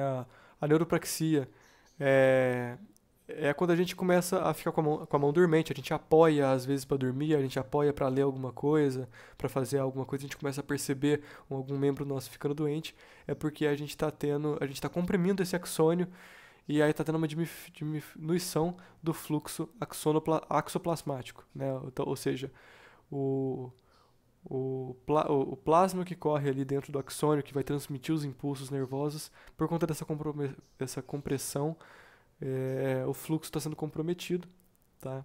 E aqui, ó, de fácil recuperação, né? Todo mundo fica com a perna dormente, o braço dormente, e passado um tempo que a gente sai daquela posição, a gente para com aquela compressão e a dormência se resolve, tá? Na axonotimese, a gente já tem uma lesão do axônio, a gente tem uma morte do axônio, tá? Porém, o perineuro e o epineuro estão mantidos, tá? O fluxo é totalmente interrompido, tá? Só que, nesse caso, a gente ainda, embora a gente tenha morte neuronal, pode haver uma regeneração lenta do axônio, tá? Existe uma possibilidade de regeneração lenta do axônio. Já na neurotimese é quando morre o corpo do neurônio mesmo. Então, a axonotimese, morreu o axônio, teve uma interrupção completa do fluxo do axônio. Na neurotimese, quem morre é o neurônio, é o corpo do neurônio, tá? E aí, na maioria dos casos, é irreversível mesmo, porque o perineuro e o epineuro também vão estar lesados, tá? Caso clínico, vamos lá, um caso clínico de plexo braquial que o Renato pode colocar na prova, vamos lá. Paciente de 24 anos, sexo feminino, refere estar fazendo exercícios físicos na academia com peso e, após forçar, apresentou uma dor muito forte na mão e punho. Chegou no pronto-socorro devido à dificuldade de realizar pronação do antebraço direito e flexão do polegar, com diminuição da sensibilidade do segundo, terceiro e quarto quirodáctilo, né? Essa lesão aí, só pela inervação do segundo, terceiro e quarto quirodáctilo já dá para você matar a charada, pelo menos para mim. A parte mais tranquila de decorar é a sensibilidade, qual nervo faz a sensibilidade de quais quirodáctilos, né? Quem vai fazer aí a inervação desses nervos é o nervo mediano, ok? Quem faz a inervação do quarto quirodáctilo é o nervo ulnar. Então, para mim já fica fácil de fechar o diagnóstico aí, né? De saber qual nervo foi lesado aí. Então, assim, pronação do antebraço direito, flexão do polegar, Diminuição no segundo, terceiro e quarto quirodáctilo. Quem faz isso é o nervo mediano. Você tem que saber quem faz isso. Você tem que saber a função dele para saber qual vai ser a clínica caso ele seja lesado, tá? A função vai estar sempre intimamente ligada, quer dizer, ao contrário, a clínica vai estar sempre intimamente ligada com a função, tá joia? Então, uma dica, se não for óbvio para todo mundo, comecem a memorizar pela função, né? Memorizem pela função que a clínica já fica muito mais fácil de deduzir, de memorizar, porque está intimamente relacionada uma com a outra. Tratamento: remoção do segmento lesado e reimplante do nervo sural no segmento. O nervo sural é um nervo da perna, tá? Que em alguns casos eles realmente pegam um trajeto desse nervo sural e colocam aí no trajeto lesado do nervo, né? É a mesma, parecido quando fazem ponte de safena, né? Que eles pegam um pedaço de uma veia da perna e colocam no coração, no caso de infarto, né? Que eles pegam um pedaço de um nervo da perna para substituir um pedaço lesado do nervo. O efeito compressivo no caso do túnel do carpo, em doenças crônicas, temos o retináculo, uma membrana que envolve e ele fica espessado. Esse espessamento causa a compressão do nervo mediano, mas no caso dessa paciente foi um espessamento muscular por excesso de força. O edema muscular comprimiu o nervo mediano. Nesse caso não é túnel do carpo, embora simule muito. Então, o que vai diferenciar uma síndrome do túnel do carpo de uma lesão como essa? Vai ser a linha do tempo, tá? Como assim a linha do tempo? A síndrome do túnel do carpo é um espessamento de uma membrana, tá? O espessamento do retináculo.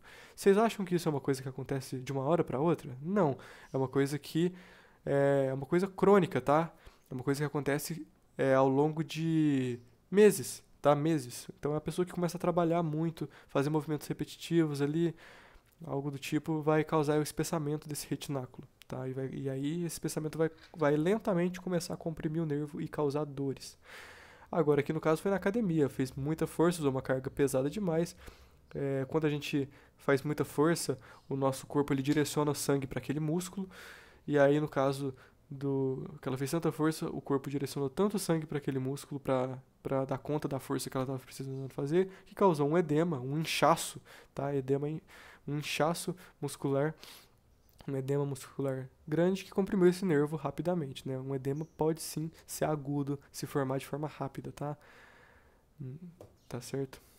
Então é isso aqui, é isso aí. Vamos lá pro último slide agora, que esse aqui é um pouquinho maior, mas muitas ilustrações, então a gente vai passar por isso rapidinho, tá? E sem contar que essa parte aqui de medula é bem tranquila, tá, pessoal? O Renato já me disse que essa parte aqui de lâminas de Rexed aqui, ele não costuma cobrar isso pra prova, porque é uma parte muito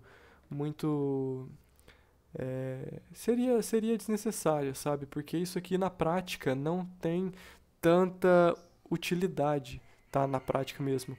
A maioria dos neurocirurgiões, assim, eles não chegam a utilizar muito isso na prática, tá? Nas cirurgias, assim, tá certo? Então vamos lá. Conceitos, tá? Alguns conceitos básicos aqui. Substância cinzenta é onde todo o corpo de neurônio vai estar. Substância branca são as partes da neuróglia, tá? Onde a gente vai ter células da glia, os astrócitos, ependimócitos, oligodendrócitos. Eu esqueci de falar dos ependimócitos, tá, pessoal? Para falar aqui por cima, bem rapidamente, o que vocês precisam saber sobre os ependimócitos é que eles são as células que vão constituir o tecido presente nos plexos coroides, tá? Os ependimócitos são as células que vão produzir o líquor, tá? O líquido cefalorraquidiano vai ser produzido pelos ependimócitos, tá bom? Desculpa ter esquecido essa parte aí, ficou meio deslocado essa informação, né? Meio jogado, assim. Mas não é nada com que vocês vão ter que se preocupar muito para a prova, tá? Fica aí só a título de conhecimento mesmo, é bom ter conhecimento, né? Núcleo. Núcleo, em alguns pontos do cérebro, existem algumas massas de substância cinzenta envoltas por substância branca que a gente chama de núcleos da base, tá? Vocês vão estudar bastante isso na neurofisiologia e na neuroanatomia também, vocês vão estudar para saber a localização deles. Tratos vão ser todos aqueles feixes de neurônio com mesma origem, função e destino que estiverem juntos ali, né? Então, vários feixes de axônio que estiverem indo para o mesmo lugar, se originado do mesmo lugar e tiverem a mesma função, vai formar um trato. Fascículo é a mesma coisa que trato, só que é mais compacto, tá? Leminiscos são vários feixes nervosos, são conjuntos de tratos em forma de fita. Ou seja, trato, fascículo e leminisco são nomes diferentes para coisas muito parecidas, tá? Não iguais, mas muito parecidas. Vamos lá, então. Olha, bem rapidamente aqui, ó. A medula, ela vai ficar dentro do canal vertebral. Ela tem um tamanho aproximado de 45 centímetros, né? Então ela é bem pequena. E ela geralmente acaba ali entre L1 e L2 já. Então logo que começa as vértebras lombares, a nossa medula já acaba ali. Ela não chega até o sacro, né? A gente tem os níveis vertebrais aqui. O Renato ele ensina a calcular aqui, ó, até C1 e C2 os níveis medulares vão ser iguais. De C3 a C7 a gente vai adicionar mais um. T1 a T6 mais 2, T6 a T11 mais 3. Isso aqui, na prática também, a gente usa isso aqui na prática para dar diagnóstico, tá? Assim, a gente usa os metâmeros, os metâmeros correspondentes de cada parte do corpo, né? E dependendo da área que o paciente relata que está tendo sintoma, está tendo dor, está tendo paresia ou parestesia, parestesia é formigamento, tá? Na área que o paciente relata que estiver tendo esses sintomas, a gente já deduz qual nível medular foi lesado e a qual nível vertebral a intervenção vai ter que ser feita, tá, joia? Lâminas de Hext, né? Aqui a gente tem várias lâminas aqui na medula. E o que são essas lâminas, né? Você pensa assim, poxa, o que são essas lâminas na medula? Temos 10 lâminas e basicamente as lâminas são a região em que cada trato vai passar, tá? A gente sabe as regiões em que cada via vai passar, cada uma das fibras vai passar. Então na lâmina 1, olha só, fibras nociceptivas a alfa. O que são essas fibras nociceptivas a alfa? Vocês vão estudar isso bem a fundo na neurofisiologia da dor no segundo bimestre, não, na Neuro 2, tá? São fibras nervosas que são responsáveis por receber dor aguda, são fibras sensitivas de alta velocidade e elas vão ficar na região mais anterior aqui do corno posterior, tá? Mais próximas do meio externo. São fibras rápidas. Aqui, ó, a gente já vai ter a lâmina 2. Já são fibras nociceptivas. C, elas são fibras mais lentas, elas recebem dor lenta, tá? Elas fazem parte do controle da dor também, tá? Nociceptivo significa receptor de dor, tá? Vocês vão estudar sobre os nociceptores ainda, na Neuro 2. Lâmina 3 vai receber fibras dorsais de sensibilidade geral. Lâmina 4 também, fibras dorsais de sensibilidade e fibras proprioceptivas. Fibras proprioceptivas, né? Propriocepção já é aquele sexto sentido que a gente tem, né? Que o Renato explica que a gente tem vários sentidos. Sentido de localização do nosso corpo no espaço-tempo, né? Lâmina 5, fibras nociceptivas A, beta e C. Vão processar regulador também, tá? E aqui a gente já começa aqui a parte sensitiva, a parte motora, e a gente vai ter aqui todas as lâminas, tá? Eu não vou ficar lendo cada uma delas aqui também pra gente não perder mais tempo. Mas é importante vocês compreenderem o que são, né? O que são essas lâminas de Hext, né? São o local de como que eu posso dizer? É o local onde vai passar todas essas vias e esses tratos diferentes na medula, tá? Na substância cinzenta da medula, tá bom? Deem uma olhada nisso para vocês terem uma noção do que é, mas não precisa decorar o que é cada uma dessas aqui não, tá bom? Arco reflexo. Arco reflexo é uma coisa bem interessante, relativamente simples, né? A gente tem um estímulo por dor ou por estiramento, né? No estiramento, no caso de quando o neurologista bate o martelinho no tendão aqui, causa um estímulo por estiramento, estimula o neurônio sensitivo, a terminação sensitiva do neurônio, e vai até o corno posterior da medula, até o corno posterior da medula, e passa pro cérebro, pro segundo. Vai na verdade fazer toda aquela via sensitiva que eu mostrei, só que se é arco reflexo, não passa pelo cérebro, tá? Eu falei que vai passar pelo cérebro, mas o cérebro vai fazer o que no arco reflexo? Qual que vai ser a atuação do arco reflexo? A atuação do cérebro não vai ser fazer o arco reflexo. O arco reflexo ele acontece de forma inconsciente, né? Inconsciente não, perdão, de forma involuntária, é um reflexo. O cérebro ele vai atuar de forma inibitória, ele vai inibir o movimento para você não fazer um arco reflexo com movimento excessivo, para você não fazer um movimento muito extenso, tá? Agora, o arco reflexo, o mecanismo dele é esse aqui. Vai ter o estímulo, o neurônio sensitivo vai levar até o corno anterior da medula, já vai conectar aqui, já vai fazer sinapse com o neurônio motor no corno anterior e vai voltar para dar o estímulo para o músculo fazer o estiramento, o reflexo, entendeu? Então não passa pelo cérebro, tá? O trajeto é esse aqui, ó. Este trajeto aqui não passa pelo cérebro. Vai para o cérebro depois, para o cérebro processar aquele movimento que já foi feito sem a vontade dele, involuntariamente. E o cérebro vai fazer a inibição do movimento. Tipo, o cérebro vai olhar, vai analisar o movimento do reflexo e vai falar, tá bom, já foi, já tirei a minha mão. Então vamos supor que você vai pegar, você acabou de assar um pão de queijo, você vai tirar o pão de queijo ali do forno, você está distraído, você vai tirar a forma do forno ali sem luva.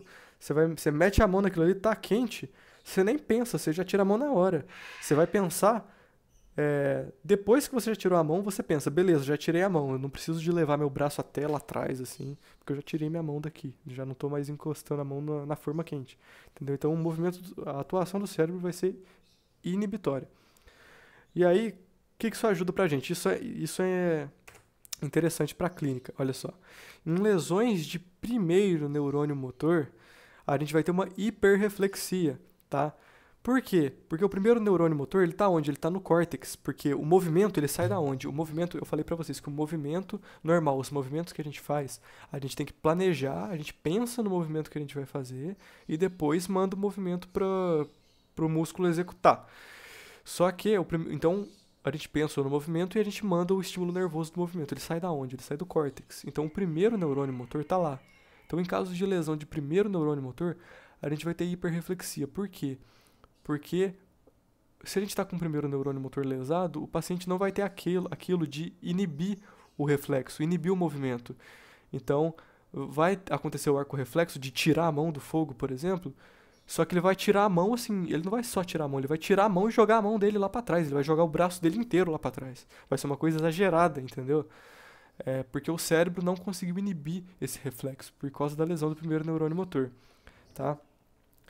Agora, se o paciente tiver uma lesão de segundo neurônio motor está onde? Ele está no corno anterior da medula, tá?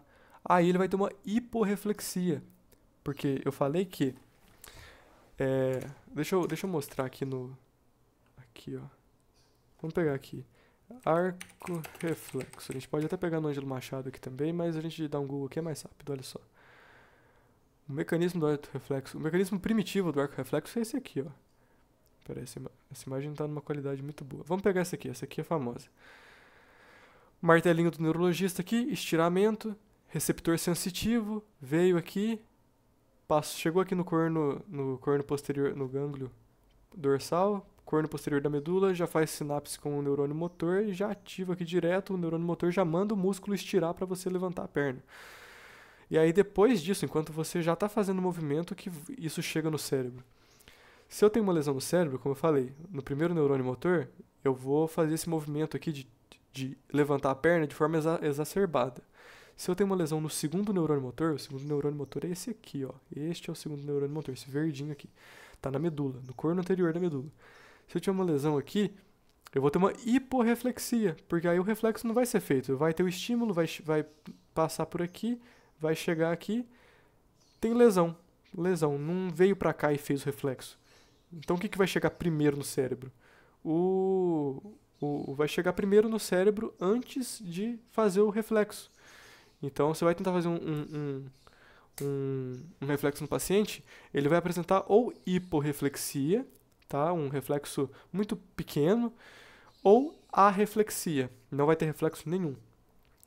Por que hiporreflexia? Porque eu falei que alguns reflexos eles são intersegmentares, eles envolvem vários segmentos medulares, tá? Um segmento medular é isso aqui, ó. Deixa eu voltar. Um segmento medular é isso aqui é um segmento medular.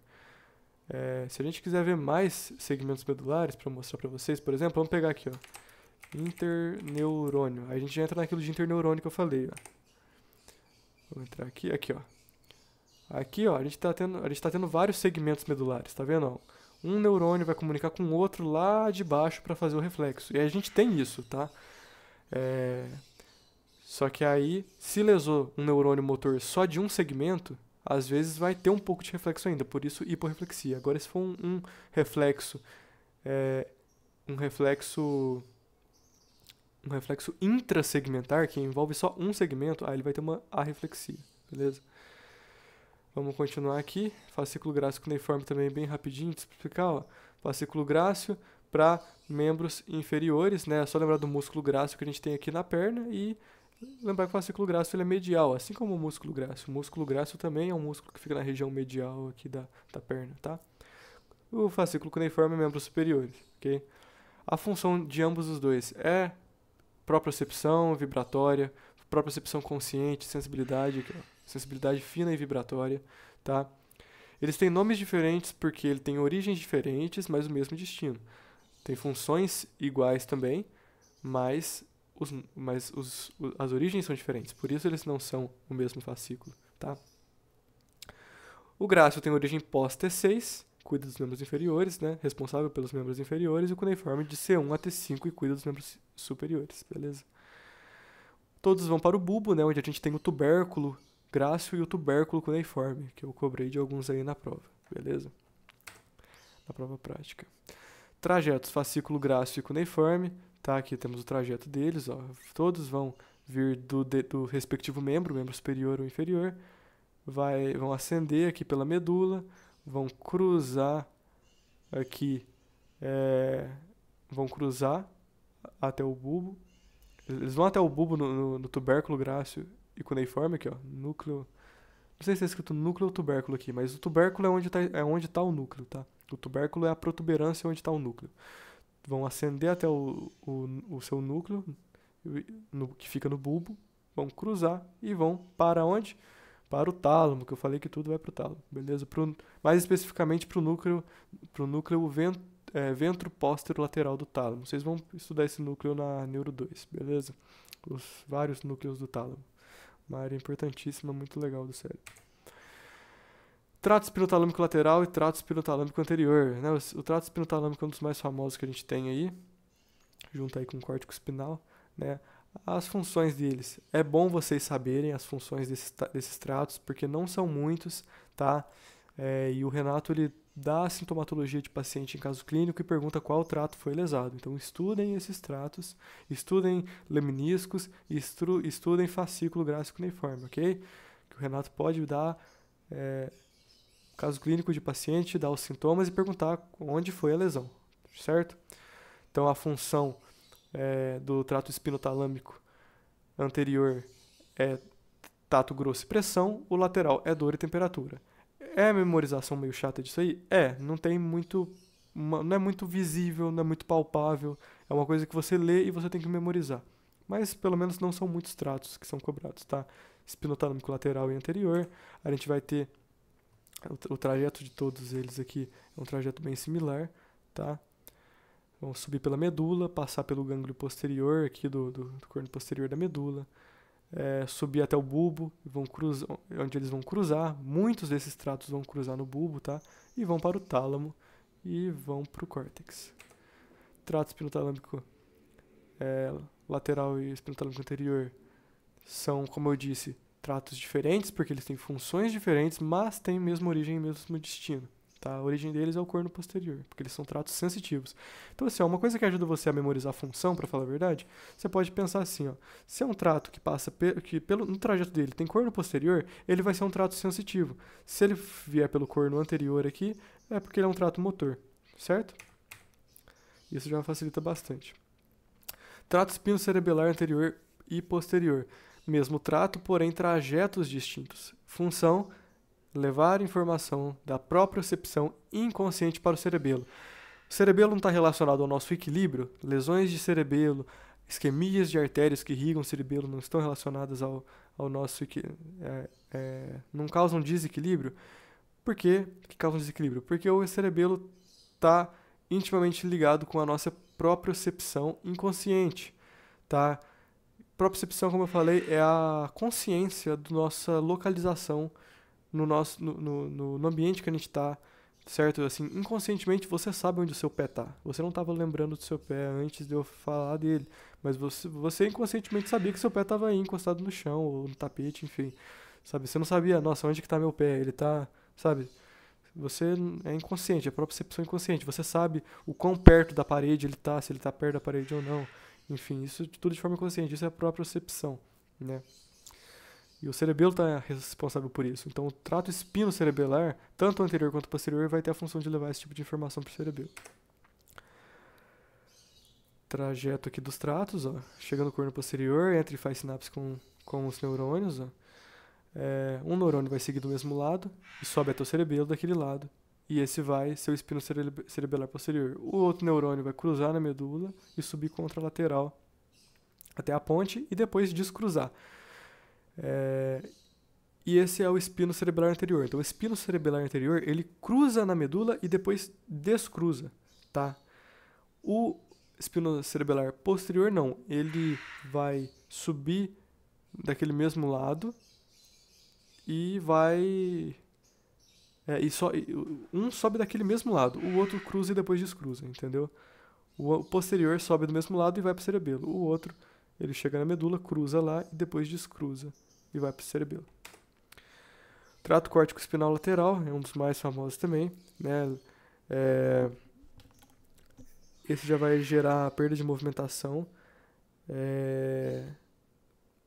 E aí é importante vocês ficarem espertos onde que vai ser a lesão do trato córtico espinal lateral. Vamos supor, se a lesão for no cérebro, vai ter uma perda de movimentação contralateral. Se for na medula, vai gerar uma perda de movimentação do mesmo lado. Por quê?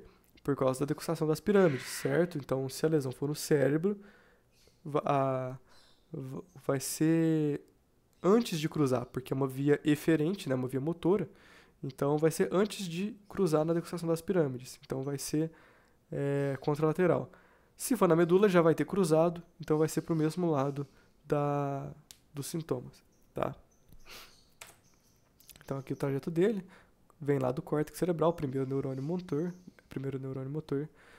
vai vir aqui até o pedúnculo cerebral, vai passar na porção basal da ponte, passa na pirâmide e cruza na decussação das pirâmides. E aí ele continua descendo até chegar na medula, no segundo neurônio motor no corno anterior da medula, ok? Trato córtico espinal anterior, vai ter uma movimentação próxima, tá? A movimentação do tronco. Ele é semelhante ao córtico espinal lateral, mas ele não cruza, tá? Esse não cruza. Então, o trajeto deles é diferente. Eles descem retos, sempre do mesmo lado, tá? Então, aqui, ó. Também tem origem lá no córtex. Primeiro neurônio motor vai descer, passar na pirâmide, passar na porção basal da ponte, chega na pirâmide, não cruza. Ele segue na coluna, na medula, pelo mesmo lado, ok? Aqui, olha. Então, ele vai do córtex até o corno e do corno até o músculo do mesmo lado, ipsilateral. Certo? Então, aqui um caso clínico, paciente, 21 anos, vítima de acidente motociclístico. Foi admitido no hospital em bom estado de consciência, contudo, ao exame físico, apresentava hemiplegia, ou seja, paralisia de metade do corpo à direita, com hiperreflexia do hemicorpo direito, perda da sensibilidade vibratória e tato epicrítico à direita e hemianestesia térmica e álgica à esquerda. Ou seja, ele teve perda da sensibilidade vibratória, tudo à direita. Tudo à direita, com exceção de uma hemianestesia térmica e álgica à esquerda. Hemianestesia, ou seja, perda de sensibilidade térmica e álgica, é de dor, à esquerda, tá? Vamos lá, vamos explicar todos esses sintomas. Hemiplegia à direita. Por que ele teve paralisia à direita? Por conta do trato córtico espinal lateral direito ou corno à direita, tá? Trato córtico espinal lateral direito vai ser a lesão daquele mesmo lado, tá certo? Agora, a hiperreflexia do hemicorpo direito. O primeiro neurônio motor de um trato córtico-espinal direito. Pode ter sido lesado, tá? Sensibilidade vibratória e tato epicrítico à direita, é por conta do fascículo grácico cuneiforme, né, que são responsáveis justamente por essa sensibilidade vibratória e de tato, tá? A hemanestesia térmica e álgica, né, a perda de sensibilidade térmica e da dor, por conta do trato espinotalâmico lateral direito, que eu falei que era um trato sensitivo, né? Então isso mostra que ele lesou a metade direita da medula, entendeu? Vocês têm que conseguir compreender isso, porque como tudo foi na direita, com exceção da hemanestesia térmica e álgica à esquerda. Por que isso daqui foi à esquerda, sendo que então ele lesou a metade direita da medula? Porque esse trato aqui, espinotalâmico lateral direito, ele cruza. Você tem que lembrar, ele cruza, tá? Aqui, ó, vamos voltar nele aqui. Córtico, espinotalâmico lateral e anterior aqui, ó. Ele chega aqui e cruza. Não, perdão, esse aqui é o fascículo grácico cuneiforme. Aqui, ó. Ele cruza na medula, tá? Ó. Na medula ele cruzou, entendeu? Então, se ele teve lesão tudo à direita, mas ele teve esses sintomas à esquerda, é porque a lesão realmente foi à direita, porque o trato espinotalâmico lateral direito cruza na medula, certo? Isso mostra que lesou a metade direita da medula. Essa é uma síndrome de hemissecção medular, tá? Hemissecção é só se vocês pensarem aí. Hemissecção, secção é corte, metade da secção medular. Hemissecção medular. Ou síndrome de Brown-Sequard. Eu praticamente prefiro memorizar o nome de síndrome de hemissecção medular, né? É um nome mais lógico, mais fácil de memorizar por analogia, né? Na tomografia você enxerga a área lesada branca por conta de edema, tá? Vai estar edemaciada. Perda da sensibilidade motora do mesmo lado. Perda da sensibilidade motora do mesmo lado, sensibilidade vibratória e proprioceptiva do mesmo lado da lesão e sensibilidade térmica e dolorosa contralateral à lesão, porque o trato espinotalâmico lateral direito cruza na medula. Certo? Então, pessoal, acho que isso aqui, ó, ficou um pouco apertado esse finalzinho, né? Já fazem 2 horas aí já de monitoria. Isso foi só a minha parte, ainda tem a parte do Lucas. Eu não sei se ele tá aí, se ele vai seguir agora logo depois de mim ou não, porque eu já estendi bastante aqui e ainda nem cheguei a terminar a matéria. Então, assim, vocês podem conversar com o Lucas e se organizarem da melhor forma. Eu peço desculpa se eu estendi demais, mas é porque, né, a matéria não é uma matéria pequena e fazer uma revisão de toda a matéria dessa forma, de fazer toda fazer uma revisão da matéria de toda essa forma, realmente fica cansativo, fica maçante e fica demorado mesmo, tá? Então, se alguém tem alguma dúvida, alguém quer fazer algum comentário? Pessoal, eu tô aqui, tô esperando aqui para passar a minha parte, mas assim, vocês acham que é tranquilo passar o tronco agora? Vocês acham que vocês estão assim cansados? Vocês querem deixar para depois? O que vocês preferem? O pessoal que tá aqui ainda.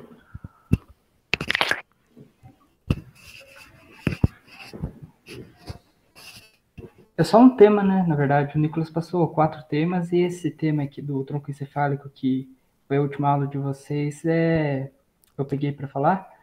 Mas assim, é um tema um pouquinho maior que os outros, mas assim, ele tem alguns detalhes, então acho que talvez se estiverem cansados não vai ser o melhor momento.